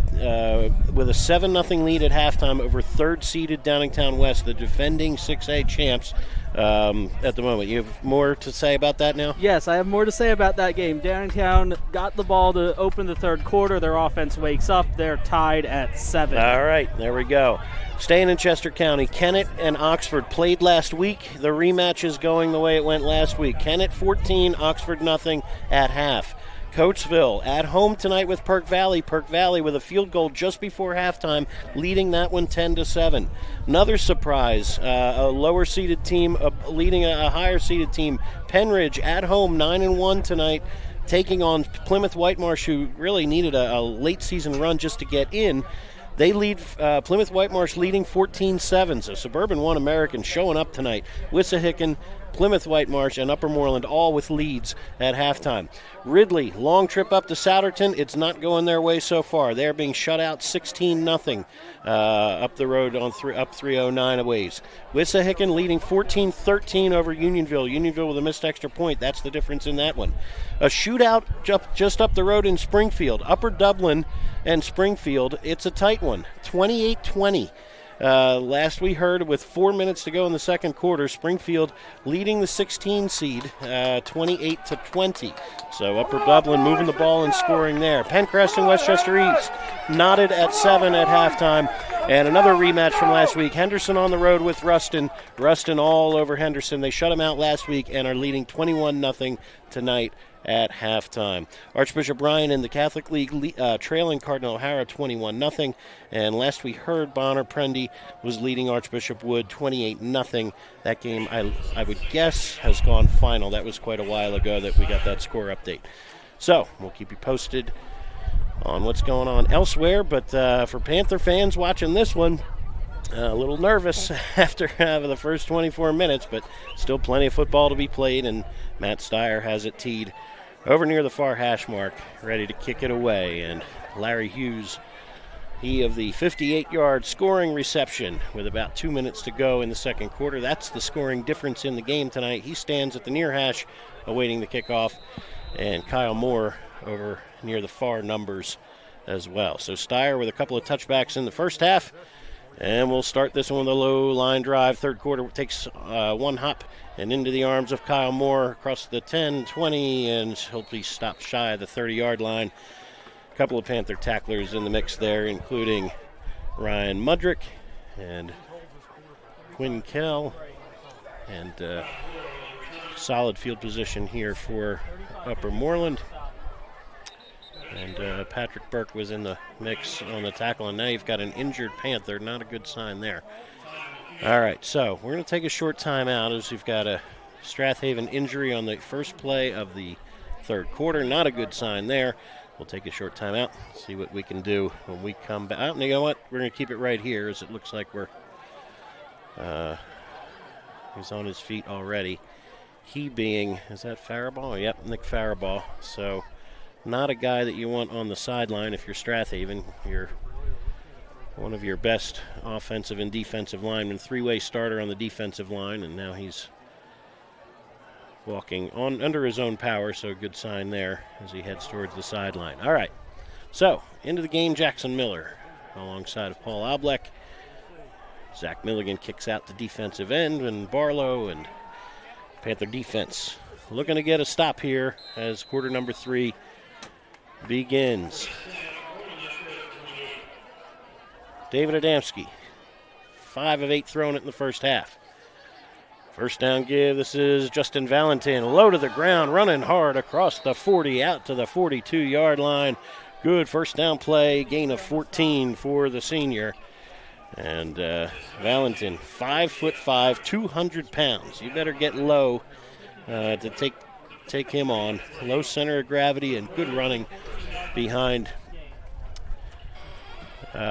Whetstone over on that far side.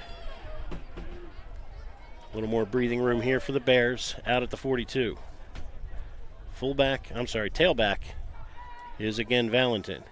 They'll give it to him one more time off that right side. He'll push his way to the 45, maybe the 46, and a gain of maybe 4 on the play. So good work better work, I would say, by the Panthers that time. Faribault checks back in, Jackson Miller checks out. So good sign to get Nick back on the field. My mic's off. Valentin, oh, you're on, Pete. I hear you. I'm on. You hear me? Okay. They have to stop them on this drive. They cannot let them come down, score, and then be down 2 scores to this team. It's utmost importance that they stop these Upper Moreland players in this present drive. All right, Elijah Davis is your tailback. Motion man is Quirk. And give inside is the fullback once again, and they wrap him up nicely. Luke Mulhern stayed home that time, got help from Quinn Kell, and good job there by the Panther defense reacting to the fullback dive. No gain on the play, and it'll bring up 3rd down and about 6. Clock ticks. 10:15 to go here in quarter number 3. Panther defense trying to get off the field here. Upper Moreland leading 14-7, would love to move the sticks again here. 3 of 7 on 3rd down tonight. Play fake, Adamski rolling to his right, eyes downfield, dumps, it is incomplete. Looking for Valentin. Good coverage and closing quickly there, Jalen Starr, and nice job there by the Panther defense to, I believe, force Upper Moreland into a punt here. Waiting for some substitutions, and here they come. Clock stops with 9:56 to play here in the 3rd. Upper Moreland able to tilt the field a little bit with that 1 first down pick up by Valentin, but Panther defense stiffens over the next 3 plays and now stands to get the football back. Luke Sword kicking into a wind here. Plenty of time to boot it and sends a wobbler towards Connor Kelly. Scramble for it. Did it hit a Panther is the question. Did it hit a Panther? We will see. That was awfully close and still no signal from an official. And now there is. It looked like, did that hit a Panther? I think they're saying Upper Moreland football here. It hit. Yeah, it hit the up man Kelly. There was a bump between Kelly and another Panther player. The ball landed and hit the Panther player, and Upper Moreland recovers. All right, big play right there. That's the first turnover of the night for Strath Haven. We'll call it a muffed punt. And a good break there for Upper Moreland as the offense stalled on their side of the 50, and now 1st and 10 from the Haven 32. And now let's see here. Are they talking it over? Are they sure of this? I guess they are. I had thought that the receiver got hit before he touched the ball. He was hit by his own player. So that it's not, there's no fair catch interference. Yeah. All right. So when your own player hits you. From the 33, in business now, the Bears. 9:45 to go here in the 3rd. New life for Upper Moreland with a lead and great field position. Wouldn't be surprised to see them take a shot here. Hughes on the far side. Tight end to the near side, Murray. Play fake, and they will. Adamski looking that way, dumps to the flat, has Murray out there, couldn't squeeze it. Incomplete, it falls. So they did run Hughes down the field there, but Adamski checked down, but couldn't quite connect on that one. 2nd down and 10. I would think that I would just go right back to that slant pass. They had such great success. This is the part of the field where they many times have gone to a tunnel screen to Hughes. Just an easy throw it, get it in his hands, and see if he can make something happen. He had a pair of 28-yard scoring plays last week against Hatboro Horsham on that very play. Hughes at the bottom of the screen, looks like the Panthers bump out and double him. Back to pass, looking, they dump underneath. Nice check down right there. 1st down, yardage and more for Kyle Moore. Down to the 20-yard line he goes before Bradley and Burke wrap him up. Panthers double Hughes, so they go down underneath to Kyle Moore. Good gain on the play to the 21. Yeah, that play there, just over the middle there. Nice crossover and nice gain. You got to stop it. If you don't, it's going to be trouble. Gain of 12 after Adamski missed on his first 2 passes of this 3rd quarter. Connects right there. Just outside the red zone. 4 cracks at it now from the 21. On 1st and 10. Adamski taking his time as he should with a 7-point lead here. Turns, gives to Davis. Looking for running room. Pushes the pile for maybe 3 or 4. Burke and Mulhern on the stop as Davis takes it to the 17. Gain of 4 on the play. That's the kind of gain that'll do the job, Mike. There's no doubt about it. I mean, they're in the driver's seat now. This is a game of, clock management and let's take as much time as we can to get in there and score this next touchdown. We'll be up by 14, and Haven hasn't been able to do much, and they're not going to be able to recover so quickly. Bears in field goal range at the very least here from the 17, 2nd down and 6. Larry Hughes to the far side. Davis is your tailback. They toss it to the short side of the field here. Davis sheds a tackle, has first down yardage down to the 10. Just good hard running from Davis. If you're a defensive coach, you'll say, yeah, you're missing tackles, but good hard running. Gain of 7 and a first down. It'll be 1st and goal to go for the Bears. Yeah, they had him stop for a second, and then he hit the second gear and got another 8 or 9 yards. Great run, and got to stop him. 1st and goal. Sticks on the ground on the far side. 4 cracks at it from the 10. Clock continues to tick. Adam Beach, my guess is they keep it on the ground a few more times. Keep that clock moving and shorten the game here. From the bottom of the screen, Hughes 3 bunched to the left side. Shotgun look here for Adamski. On first down, they want to throw instead. There's your slant. Hughes has it, reaches in forward into the end zone, his 2nd touchdown of the night, and the Bears take a 2-score lead on Strath Haven with 7:30 to go here in the 3rd.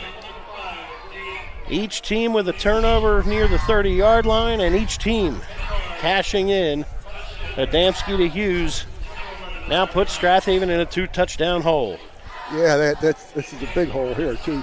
But that passing attack of Upper Moreland is really, really good. Hughes with just 2 catches on the night. Both have finished in the end zone. Sword on the extra point try, sneaks it inside that right upright. 21-7. We'll take a short timeout, see what the Panthers offense can do when we come back on havenfootball.net. Do you have slow running drains?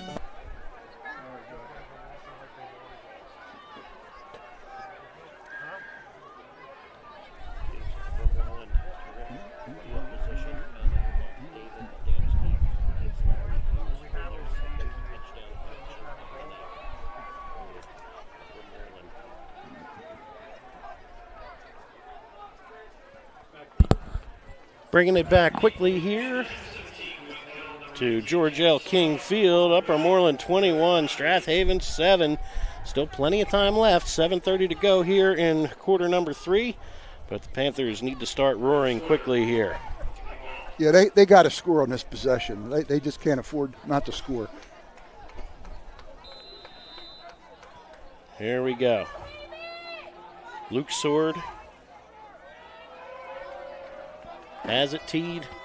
Standing deep to return, Quinkel, Bradley, and Jalen Starr. It'll angle towards Starr, catches it on the run near the 17, looking for running room. Straight ahead he goes.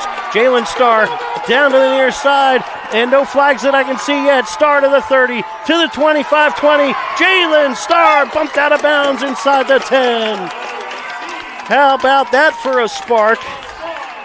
Jalen Starr found a seam and turned on the Jets, and the Panthers in business now and a chance to answer quickly. Yeah, if there was one play they needed, it was that big run there. The momentum could be changing, and now they're right there, down there to get their 2nd score and hopefully make it a 1-score game. We'll see what happens. 1st and goal to go from the 10. Panthers trailing by 14, but new life here with 7:16 to go in the 3rd. Tight end to the far side, Riley. Slaughter to the near side. Mulhern with 10 in the box. They give it to Mudrick. He's going to drive the pile. Gets some help there from Nick Faribault to push him forward to the 6-yard line. 4-yard gain there for Ryan Mudrick. 2nd and goal from the 6. Andrew? A couple of score updates quickly. Pencrest opens the 3rd quarter quickly, putting the ball into the end zone. They take the lead on Westchester East 14-7. Here, 2nd and goal to go. Ali to the backfield. Barlow wing to the left. It's Mudrick. One more time. Drives the pile forward and into the end zone. Ryan Mudrick running hard, and the Panthers answer quickly. 6:41 to go in the 3rd, and the Jalen Starr kick return has put this Panther offense back in business. 10-yard scoring drive, and now a chance to cut the lead to just 7. Well, we said they should score fast, and I don't think you can score much faster than under a minute. So that's the way to do it. That's the truth. All right, here we go. John Riley to put it down. Steyer on for the extra point. Good snap from Jackson Miller. Kick is away and good. 21-14. Panthers answer quickly, and Upper Moreland will get it back when we return on havenfootball.net. Do you have slow-running drains? Are you thinking about selling your home or property? If so, go to scarpignatoplumbing.com and schedule a technician. They are the area's only small plumbing company to offer in-house trenchless sewer and water main repairs. They also offer sewer lateral certifications for the surrounding communities. From faucets to water heaters, they can handle all your plumbing needs. Give them a call at 484-832-5566. This is Keith Jackson reminding you you're listening to high school football right here on havenfootball.net. Welcome back to George L. King Field.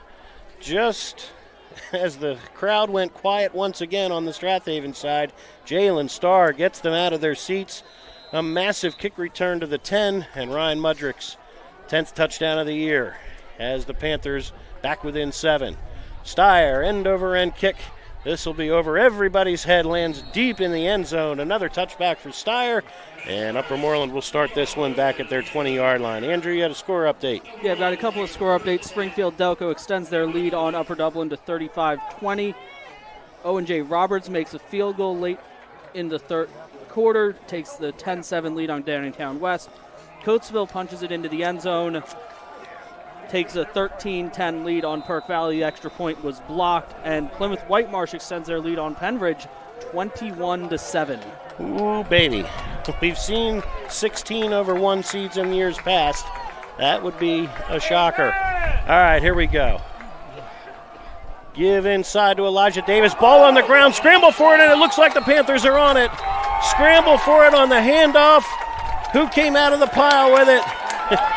We'll have to check the replay, but the Panthers are on it. With the recovery. Quinn Kell pounces, and just like that, the Panthers at the edge of the red zone once again. Oh, Upper Moreland was in total control here. Yeah. And now a kick return, lapse, and a fumbled handoff. I don't know that Davis was even hit. We'd have to see. We'll check that later, but here we go. The Panthers at the edge of the red zone, trailing by 7, and now you've got timeouts. Strath Haven or Upper Moreland? All right. I guess he pointed at timeout Upper Moreland. He was pointing at the Upper Moreland sideline. Okay. All right, so we're going to take a short timeout with him, catch our breath over here. 6:35 to go. Panthers knocking on the door when we come back on havenfootball.net. Benefits Group specializes in creating employee benefit packages which can maximize your company's ability to attract, retain, and award the best employees. We develop a strategy for your business to attract high-quality team members. It is critical to have benefits that are competitive in the marketplace. We develop a benefits package and retirement plan that helps you implement a complete benefit program and retirement solution. We help you implement a successful strategy that rewards your employees for their hard-earned time. Empower your employees with a comprehensive benefits solution from the Wharton Benefits Group. Call them at 484-328-3590. Hi, everyone. This is Greg Murphy from the Phillies broadcast team, and you're listening to high school football right here at Haven Football. Welcome back to George L. King Field. Strath Haven moments ago looked dead in the water at 21-7. Now it's 21-14 and 1st and 10 from the 21 after a Quinn Kell fumble recovery. Motion man Landon Barlow. 10 in the box, quick inside hitter, and this is Ryan Mudrick finding room off the right side. Travis Quirk hangs on to make the stop at the 12, but give Mudrick about 8 on his first down tote. Yeah, those runs that weren't working earlier are now starting to work. You have a little bit tiredness, but also a little bit down. You can see Upper Moreland with their hands on their hips. There we go. Mulhern on 2nd and 1 under center. Mudrick one more time, pushing the pile off the right side, and he'll crawl his way down to about the 7 or maybe 6. First down for the Panthers as Mudrick wrapped up there by Michael Maglio, one of the Maglio twins up front. Three sets of twins on the field for Upper Moreland tonight. Pretty incredible. That's not fair. Yeah, it's amazing. First and goal at the 7. Panthers 7 yards away from a potential tie game. Mulhern turns, gives to Barlow off the right side, bangs his way in near the goal line, gets an extra shove and stopped inches short. Give Barlow 6 3/4 on that first down carry. And it'll be second and goal to go from inside the 1. Andrew. Quick score update. Haverford now trails Council Rock South 14-7. Okay. Here, 21-14 Upper Moreland at the moment. The Panthers need 36 inches on second down. Mulhern, 3 rushing touchdowns on the season. Let's see if he tries to keep it right here. Mulhern under center. Nope. Turns, gives. Mudrick off the right side and into the end zone for the second time in a row. Ryan Mudrick, 2 scores here in the third quarter. Now you're going to get flags post-play, and we'll see what happens after that. So this is going to be a touchdown. And let's see what this extra point's going to look like. If you end up with a personal foul here, you might be looking at a long extra point try from Steyer, but we'll see where they point it here. All right. 21-20 is your score after Ryan Mudrick punches it in. Is it against Upper Moreland? We haven't seen a signal yet. Yeah. We'll wait for the official to turn and take a look. All right. 4:57 to go here in the third, and what a turn of events here as Strath Haven with 2 touchdowns in the last 2.5 minutes. Touchdown, and then you have a personal foul, Upper Moreland, personal foul, Strath Haven. That will offset after the fact. Okay. So nothing happened. So nothing to show for the extracurriculars post-play. But in the meantime, Matt Steyer with a chance to tie this football game in 2.5 minutes of game clock has gone by. And suddenly this game is tied. Upper Moreland, still plenty of football to be played, but needs to right the ship here. Extra point from Steyer, right down Broadway. Folks, we are tied. It's been a very entertaining game.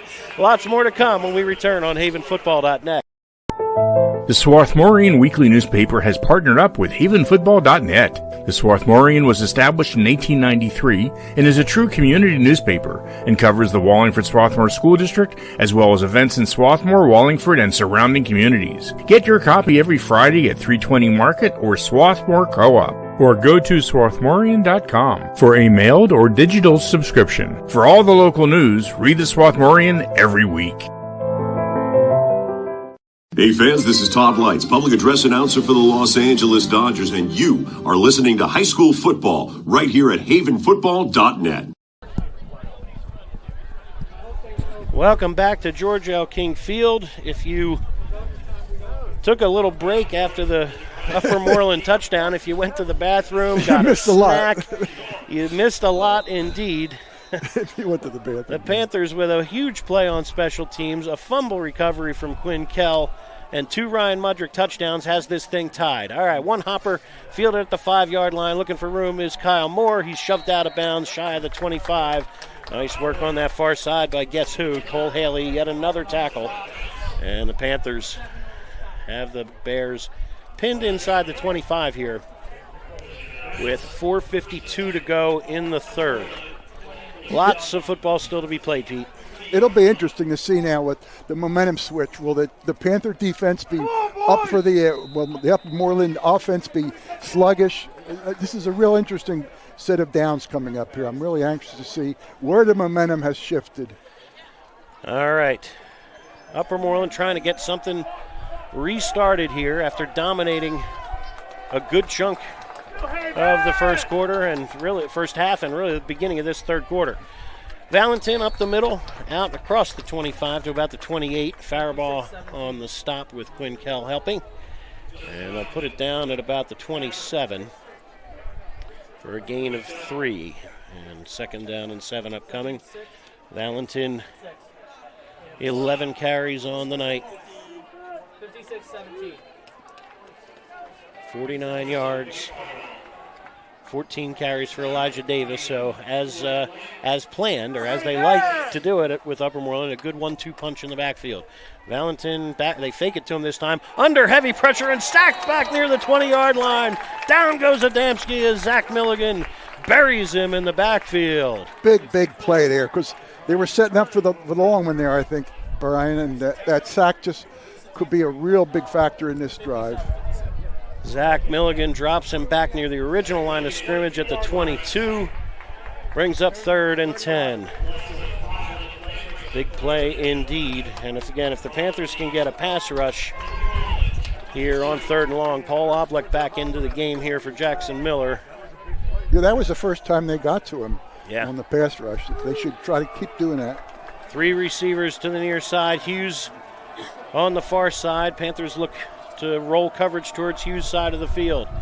Adamski back, looking over the middle again, steps up, and they've got him again! Wrapped up back inside the 20. Faribault and friends, Oblick in the mix as well.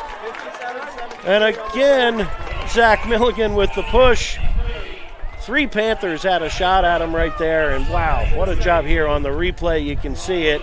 Milligan and Faribault, just a good push by everybody. You can see that line is fired up. I mean, they're just jumping off the ball, moving, they're doing spins, they look like a stunt almost going on there. Unbelievable change in possession here, and just a great play. Luke Sword will receive this punt snap inside his 5. Quinn Kell awaits on the Upper Moreland side of the 50. Low line drive. It takes Upper Moreland hot momentarily. Kell's going to pick it up and give it a shot here. 45 and near the 40-yard line with forward progress.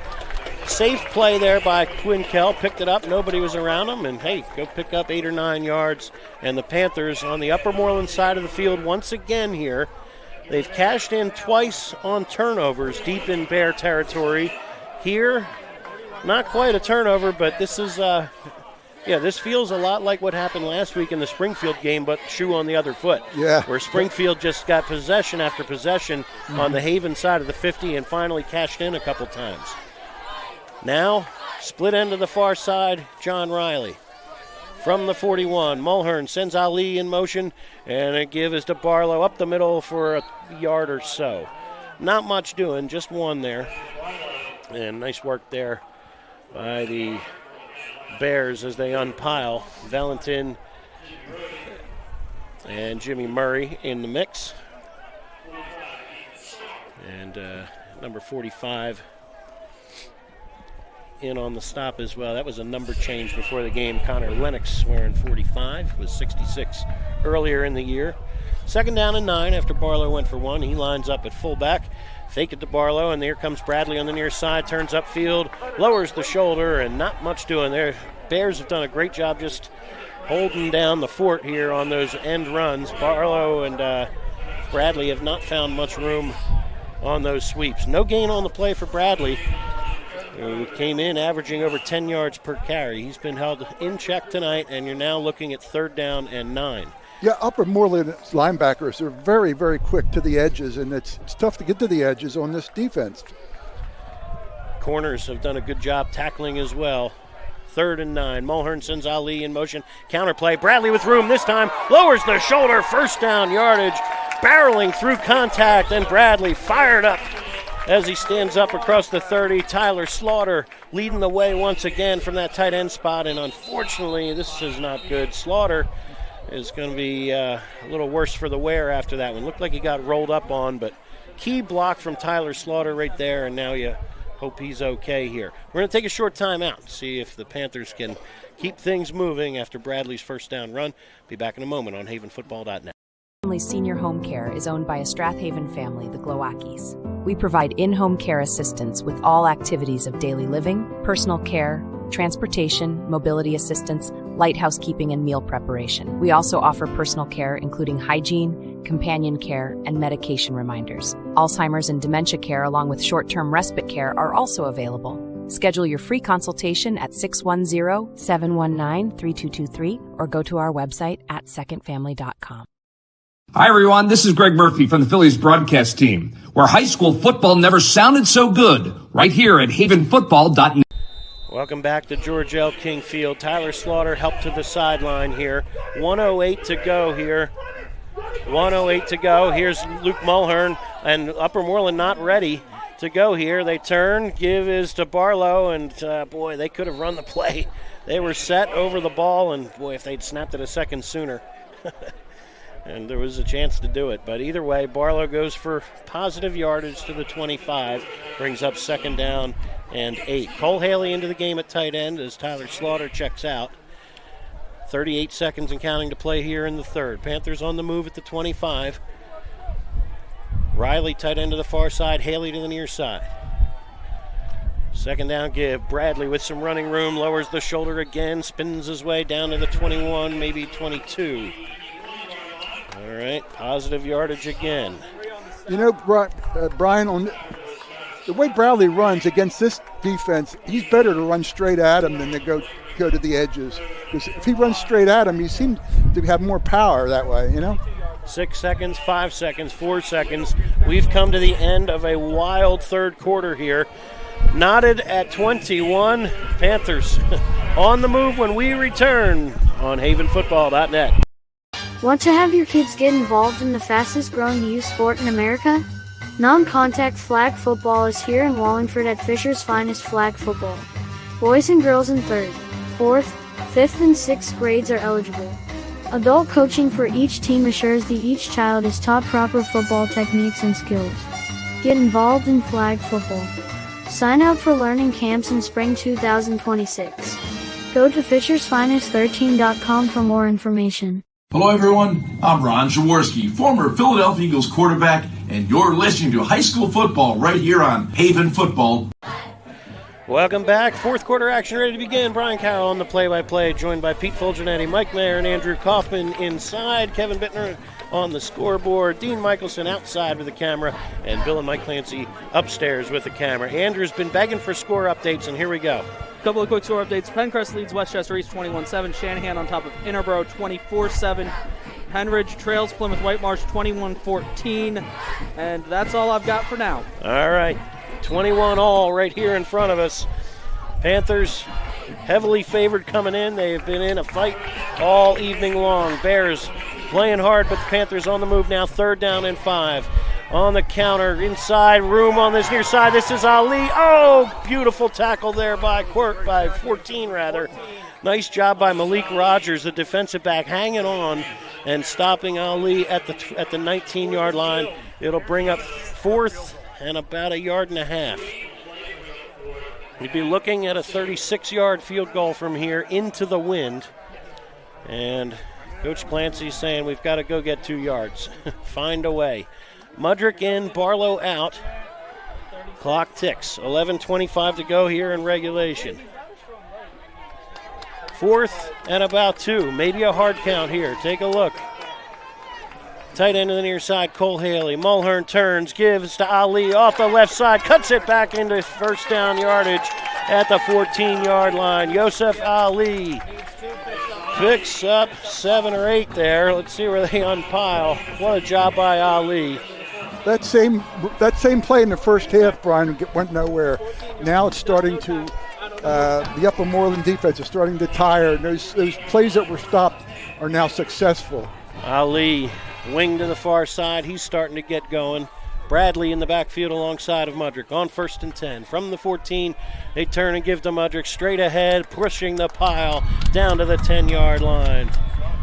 Nice work there from Mudrick, picking up 4, maybe 5. Clock ticks. 10:45 to go here in regulation. Panthers knocking on the door, looking for believe it or not, their first lead of the night, should they get points on the board here. Yeah, this whole game, Brian, turned around on that kick return. After that kick return, the whole momentum changed in this game. Absolutely. All right, 2 tight ends again. Riley to the far side, Haley to the near side, and now timeout Upper Moreland. That's their second timeout of this half. They want to talk it over with 10:21 to go here in the 4th. We'll take a short timeout with them. Be back in just a moment. Thanks again to our sponsors for supporting us all year long on havenfootball.net. Welcome to Allstate, where everyone saves when they bundle their home and auto insurance. Isn't that right, Frank? I saved 25%. Booyah. You protected your casa Sure did. and the Frank tank, You know it. and now you're relaxing. I'm working from home. Sure you are. Save up to 25% when you bundle home and auto with Allstate. Your local Allstate agent is Steve Taub in media. Give him a call at 610-566-3500. This is Keith Jackson. You're listening to High School Football right here on Haven Football. Here we are back at George L. King Field. Knotted at 21. Panthers, 2nd down and 6 from just inside the Upper Moreland 10. Wing to the near side, Derek Bradley. Backfield is Mudrick. They give it to him straight ahead. Ryan Mudrick banked his way inside the 5. Good second and third effort from the senior. He'll be near first down yardage when they unpile. We'll see. We'll check the spot. Every time we say senior, there's just a little extra juice to it. These guys do not want to see it end here tonight on either side of the football. First and goal to go. They'll spot it at the 4 as Mudrick picked up 6 more. Mudrick's had a great second half. He's lined up at the fullback spot. They give it to him one more time, and he's belted down that time. Big breakdown right there and up front. He'll be dropped in the backfield as a fellow senior in white, Justin Valentin, blasts through on the blitz and puts him back at the 6. So they lose a couple back to the 6-yard line.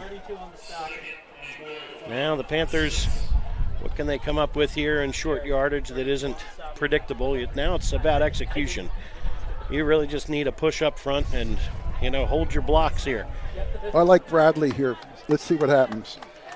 He's winged to the near side. Ali in the backfield. They give it to Ali, looking for room. Shuffles his way into the end zone. Bradley leading the way. Milligan as well. And Yosef Ali with a big drive here. 3 carries. That one finishes it. In from the 6. And Yosef has given the Panthers their first lead of the night with 9:20 to go here in the 4th. Wow. You're down 21-7. And in less than 10 minutes, you're up 28-21. Quite a turnaround. Indeed. Jackson Miller over the football here, trying to get another snap together. John Riley on a knee will place it for Matt Steyer. 4th extra point try of the evening upcoming. Snap, spot. Kick is plenty long enough, and Steyer's 4 for 4. Panthers, 3 unanswered scores here. Bears trying to stem the tide when we return on havenfootball.net. Your car is probably your second biggest investment, and AMF Auto Clinic in Brookhaven wants to keep that investment in tip-top shape. AMF Auto Clinic has been maintaining automobiles since 1961, and they take pride in their work and in keeping your car in perfect running order. From inspections to general maintenance and repair, you can trust your auto investment to AMF Auto Clinic in Brookhaven. Call for an appointment today at 610-872-2167. Hi, everyone. This is Greg Murphy from the Phillies broadcast team, where high school football never sounded so good, right here at Haven Football. Matt Steyer has it teed once more for the 3rd time in this, 4th time really. He kicked off to start this half. And now 3 more times the Panthers have put points on the board from the midway point of this 3rd quarter. 3 quick scores from the Panthers have given them their first lead of the night. High end over end kick. This will come down to Kyle Moore. Moore from the 8-yard line up the near hash. Wiggles his way off to the left side. Pushes his way out near the 30. Panthers finally bang him down with Van Wendell hanging on and Nick Faribaugh there to finish him off. Good job by a pair of seniors there on the stop. Yeah, he kept bouncing off tacklers, but he finally ran out of room over there. Okay, Upper Moreland's coming back with a vengeance here. This is going to be a tough series of plays. Haven's got to do what they can to take the wind out of their sail. Upper Moreland with a wind at their back right now. And the nose of the football on the 30-yard line on that far hash. Plenty of time still left for the Bears.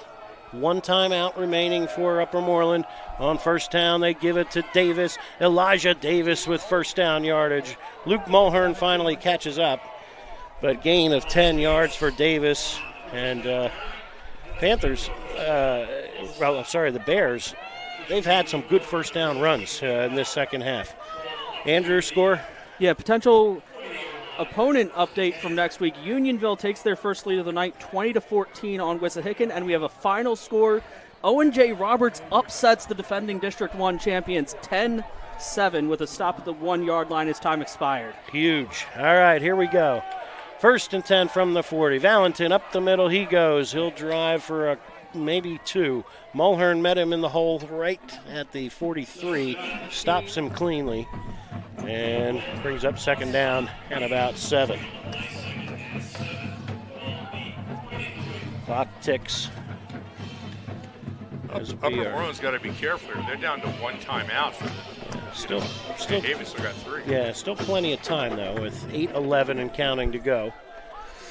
Split end to the far side, Larry Hughes. Travis Quirk to the near side. Give is to Valentin. Up the middle he goes. First down yardage. Wiggles his way into Strath Haven territory. Down to the 40-yard line. Good run. Gain of 17. Derek Bradley saves the day with a touchdown-saving tackle. But Valentin finding some room here, and the Panther, we mentioned, Upper Moreland's defense showing a little wear and tear. Panther defense has a lot of two-way guys as well. They're bending right here.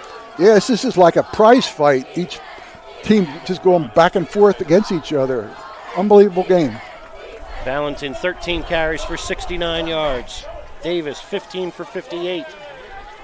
Dotting the I, Valentin, they give it to him one more time. He bounces off one man momentarily, but not much further than that. Just a yard as Cole Haley drags him down at the 39, maybe 38.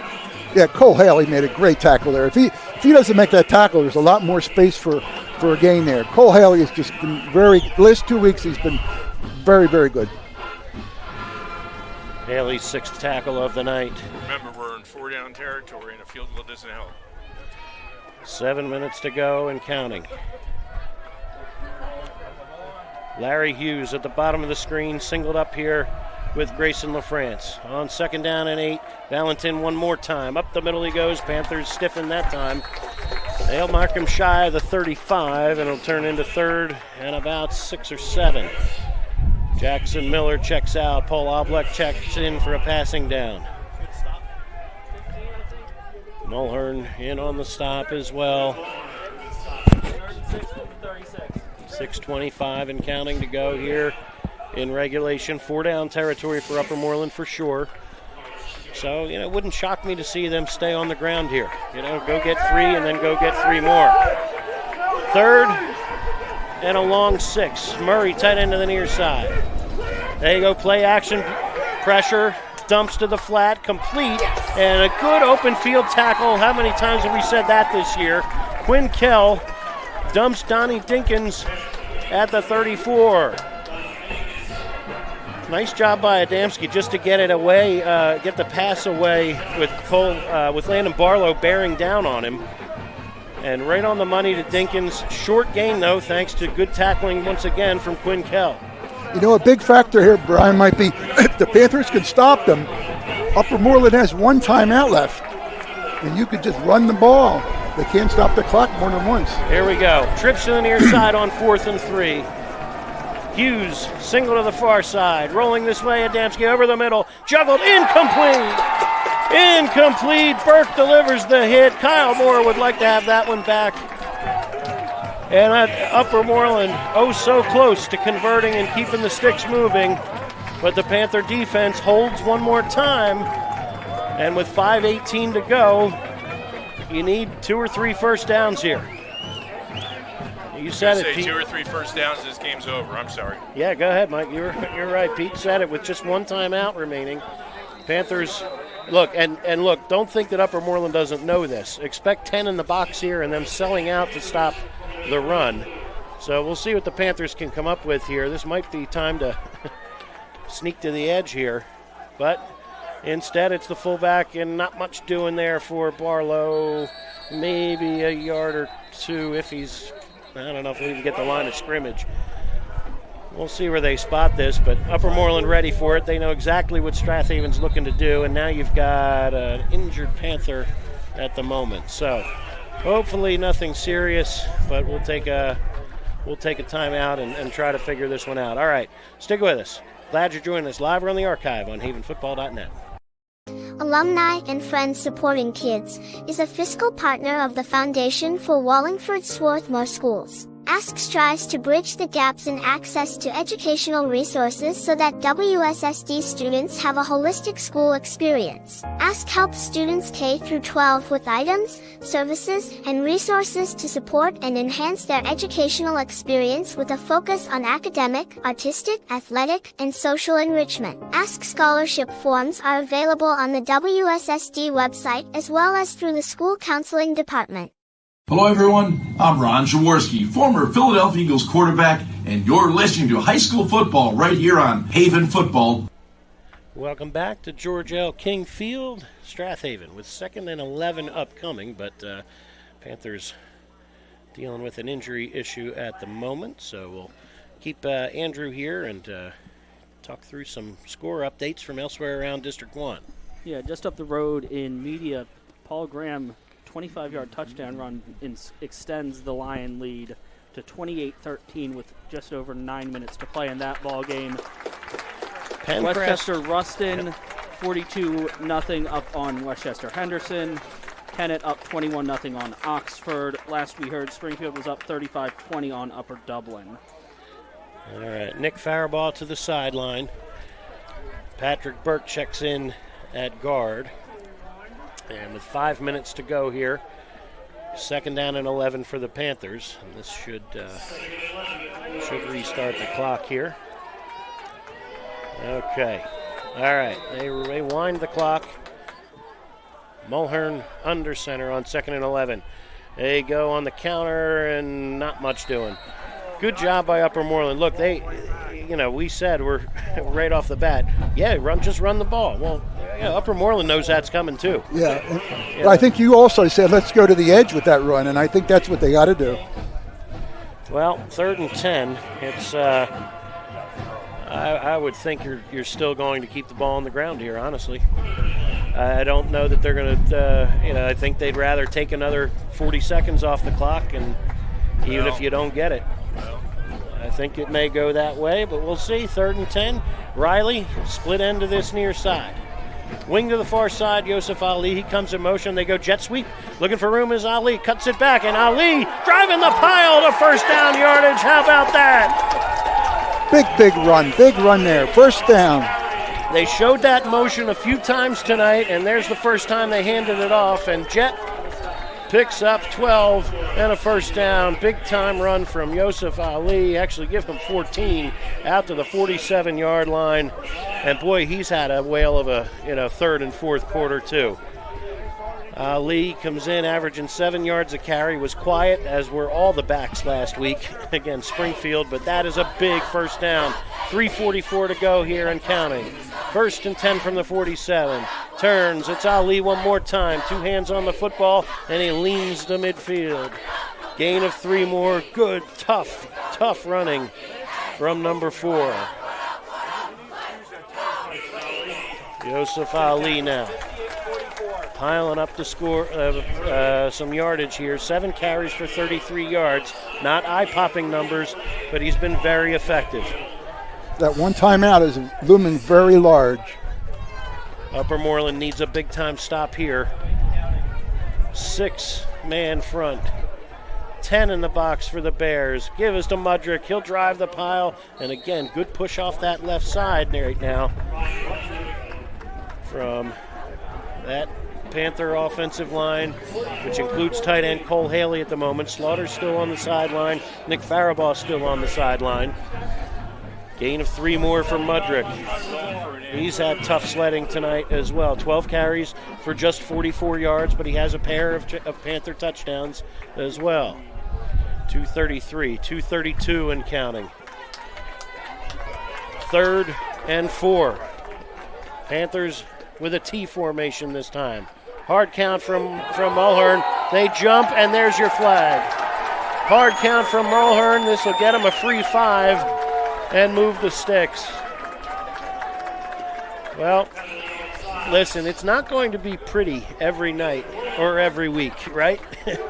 But, you know, when the Panthers need a play, they seem to find it more often than not. They ran that jet sweep. They picked the right time to do it. You know, the hard count right there, there's still something to be said for some coaching experience. And Coach Clancy with this offense has had a really good third and fourth quarter here. Wing to this near side is Barlow. They give it to Ali, looking for running room on first down. He'll push the pile across the 40 to the 39. And now timeout, Upper Moreland. That is their final timeout with 1:50 to go here in regulation. Gain of a couple for the Panthers, and they'll still need probably one more first down to be sure. Well, we'll keep it right here if Andrew has any more scores to share. And just to actually, while he's drumming those up, if you're looking for more football, tomorrow, got some big games, big playoff games. Marple Newtown at Chester at 1 o'clock tomorrow. If you want to make it a doubleheader, you can head over to Garnet Valley and see them take on Upper Perk at 7 o'clock tomorrow. That's if you just want to stay local here in Delco. And both of those games will be on the streaming, so you can catch them online as well. MarpleNewtownFootball.com and then GarnetValleyFootball.com at 7. So looking forward to those games tomorrow night. And, of course, there's a big one in the Catholic League as well. St. Joe's Prep and LaSalle at 1 o'clock in a rematch there. That'll be a war indeed. So that one's being played at Villanova. They played at Franklin Field a couple weeks back. Here, second down and about 7 after Yosef Ali went for 3 more.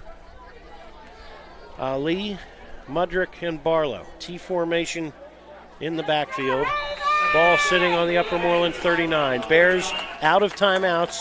Need a big play here. Mulhern, and now you've got all false start on Strath Haven. Oh boy! So 2nd and 7 is going to go to 2nd and 12 here, and coming out of a timeout, that one stings. All right, still back to the drawing board as my guess is the play call shifts somewhat, but still Upper Moreland now is you're still looking at 10 men in the box here, daring Strath Haven to throw it, but my guess is you're looking at. All right. I think they may reset the clock. Yeah, they're resetting the game clock to 1:53. Couple of quick score updates. Penridge gets their first lead of the night. 56.4 seconds to go. They lead at 22-21. Ridley's season comes to a very quick end. 23-6, the final. They drop it to Souderton. Okay. T formation on 2nd and 12. Mulhern turns. Quick hitter to Mudrick, who finds some room off the right side. They twist him down at about the 37, but 3rd and manageable here. 3rd and about 5 maybe when they unpile at the 37. So Mudrick gets the penalty yardage back and then some. And you're definitely in 4-down territory, so you're not going to punt. All right, clock continuing to melt. 1:25 and counting to go here. Panthers will take their sweet time with it on 3rd and 5. Schuster over the football. 2 tight ends, Haley to the near side, Riley to the far side. T formation once again. On 3rd and 5, Mulhern turns, it's Ali looking for room, has it into the secondary, and Yosef Ali calls game. 1:02 to play. And Ali explodes from 37 yards out. Wow. What can you say? You're down 21-7. Now you're up 35-21, all within a quarter and a half. Great comeback by the Panthers. Tremendous blocking and patience from Ali that time. Just waited for a seam, ran through an arm tackle, and 31 yards later, the Panthers will secure another date here next Friday night. Wow. All right, Steyer on for the extra point for the 5th time. Riley to hold. Ball spotted, kick is away, and Steyer 5 for 5. 1:02 remaining in regulation, and the Panthers seem to have sealed it. We'll be back here in a moment on havenfootball.net. Looking for pre-K childcare with an emphasis on learning? Ducklings Early Learning Center is available for children 6 weeks to 5 years old within one block of Nether Providence Elementary School on Moore Road in Wallingford. At Ducklings, our college-educated teachers create a safe, nurturing, educational environment in our beautiful facility. Call Ducklings today for an appointment at 610-936-9400. This is Merrill Reese, voice of the Philadelphia Eagles, where high school football never sounded so good, right here at havenfootball.net. Welcome back to George L. King Field. 62 seconds to play here in regulation. And the Panthers with a 31-yard touchdown from Yosef Ali, his second of this second half, may have just slammed the door. 35-21. Steyer ready to kick it away. And now for the Panthers, you just say, boy, do not kick it to anyone dangerous. They might squib kick this. Yeah, it's possible. Panthers with a huge special teams play earlier with a kick return of their own, and now here, this will come down, juggled momentarily by Kyle Moore just inside the 10. He winds his way across the 20, but not much doing after that. Van Wendell with another special teams tackle. Andrew, you had a score update. Yeah, I've got a couple of score updates. Kennett extends their lead 28-0 over Oxford. Ruston 42-0 over Henderson. Unionville makes the big comeback. They're now up 27-14. They look like our most likely opponent for next week. That's still in the third quarter, though. And Penridge does get the win 22-21. They come all the way back, and they'll face Downingtown East next weekend. Wow. Downingtown West is out. Penridge gets a huge scare. Unionville, it looks like they're going to upset Wissahickon unless something changes. That one I kind of predicted, I will say. I watched a lot. Yeah, and speaking of what's going on in front of us, Upper Moreland not done yet. 4 wide receivers for Adamski. In motion, Valentin. They fake looking his way, and they dump it over the middle. Incomplete.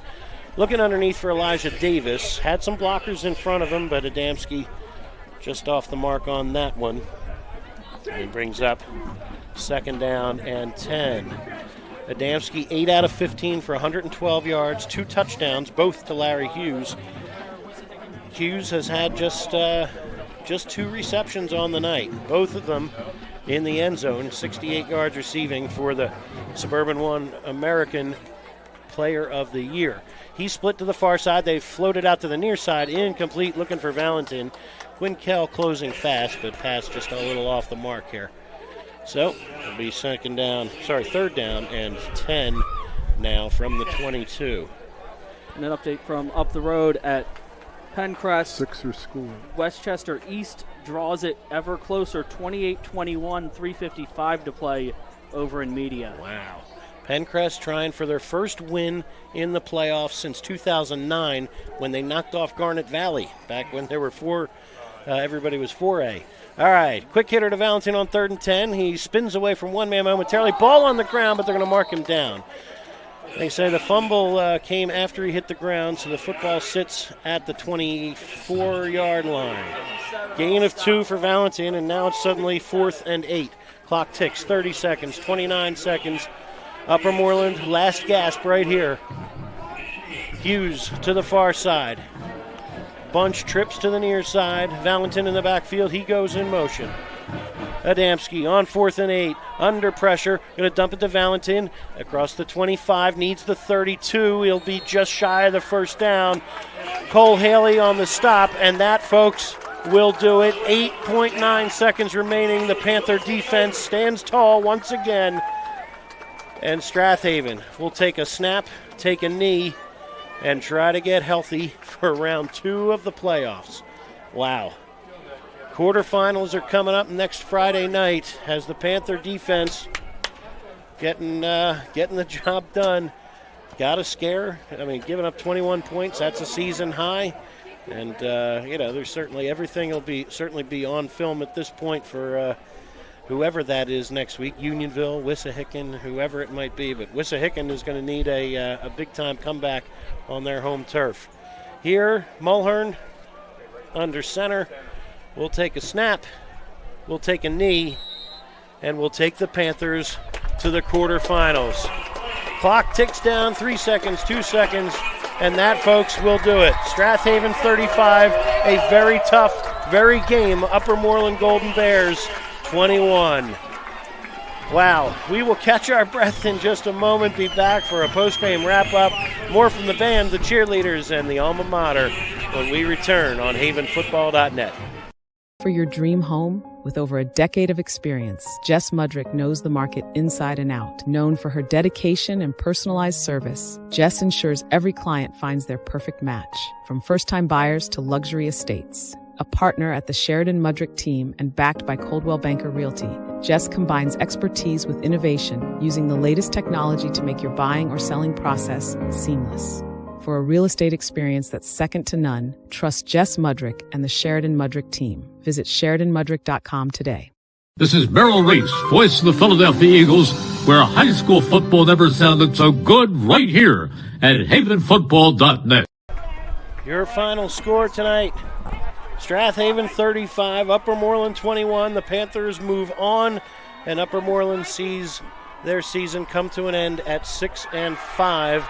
And unfortunately, for several seniors, their last bit of high school football ends tonight. So congratulations and thank you to the Golden Bears seniors. Elijah Davis, Travis Quirk, Ethan Flores, who was out tonight, John Allen, Larry Hughes, Malik and Mackay Rogers, the twins, Luke Sword, Tom McNichol, Justin Valentin, Jimmy Murray, Andrew Humes, who was out tonight, Darius Whetstone, Anthony Maglio, and Michael Maglio, the twins, Chase Sinclair, and Nick Sterling. Thank you for your contributions to high school football at Upper Moreland, and we wish you the best moving forward.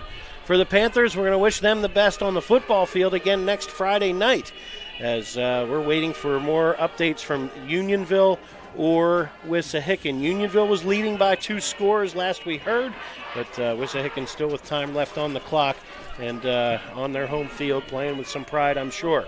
So we'll wait to see what happens there. But in the meantime here, Pete, final thoughts. It was a scare for sure, and then the Panthers roar back in the second half. You can wrap this whole thing up on one play. The Panthers are down 21-7. They look like they're stuck in mud. It's middle of the third quarter, and we had a long, I'm not sure how long, 75-yard kick return down to the 10. They pushed it in a couple plays later for the score. Then they received, they got another fumble, went in for a score, a drive. The whole game turned around on one play. And because of that, instead of losing 21-7 or something, you win 35-21. And that shows you what momentum does in high school football. Jalen Starr was the spark for sure. And now I got to cancel my reservations for Friday night. After I saw what happened in the first half, I made reservations. Reservations for what? I went to be out of town. I figured I wouldn't have a game Friday night. Oh, my goodness. Ye of little faith. Panthers roaring back. Again, this is a team that's, for all of the mystique and the talent and the experience of the coaching staff and so forth, remember, this is a Strath Haven team that is largely first-year starters. And, again, the playoffs, they feel a little bit different and a little bit more pressure and some mistakes. And, look, every team in the field is going to come in prepared. They're going to come in ready to rock and roll. No senior wants their career to end. And in the meantime, just trying to, it's going to be a fight no matter what. I don't think you're going to see any 250-yard rushing games from any one player.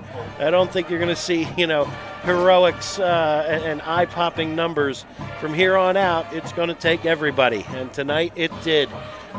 No Strath Haven running back even topped 75 yards tonight. But you had 3 of them over 50. You had a huge fumble recovery from Quinn Kell and some great open field tackling as well. You had Jalen Starr turning that game around with a kick return. And, the special teams as a whole in the kicking game was solid or better all night. So this is really a good win and a good test. And in that way, maybe feels a little better to win a tested game rather than something that's a blowout. So, Andrew, ready to go for next week, I guess. Yeah, ready to go for next week. Pencrest does end up holding on against Westchester East to win their first playoff game since 2009, 28-21 over Westchester East. Penridge does hang on. Plymouth Whitemarsh actually mounted a nice drive with a minute to go, and the final pass was knocked down in the end zone to allow Penridge to hold on. Other than that, we're waiting on a couple of other final scores to come in, so we'll see how the bracket all shakes out for next week. Looks like most likely we'll be playing Unionville here at George L. King Field. Yep, that we do know. We'll be right here at home. The Panthers, courtesy of that number 4 seed, they've earned themselves a second home game, just like they did last year. Last year, that second round of the game did not go the way we wanted, but again, trying to take an extra step next Friday night against Unionville or Wissahickon, and we'll be here to bring it to you beginning at 6:45 in the pregame show. Thanks again to the guys upstairs with the camera, Mike and Bill Clancy, and for Dean Michelson outside, for Kevin Bittner at the scoreboard, and for Pete, Andrew, and Mike.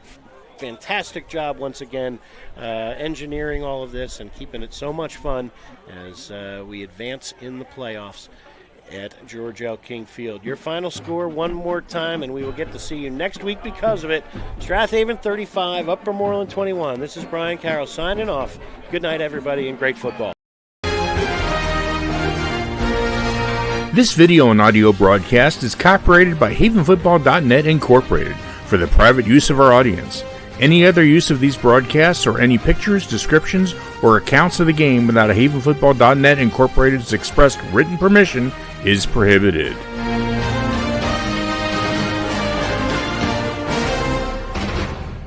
This is Merrill Reese, voice of the Philadelphia Eagles, and you're listening to high school football right here on havenfootball.net.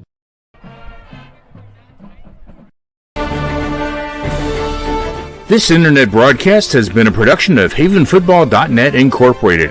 All rights are reserved. Thanks for watching and good night.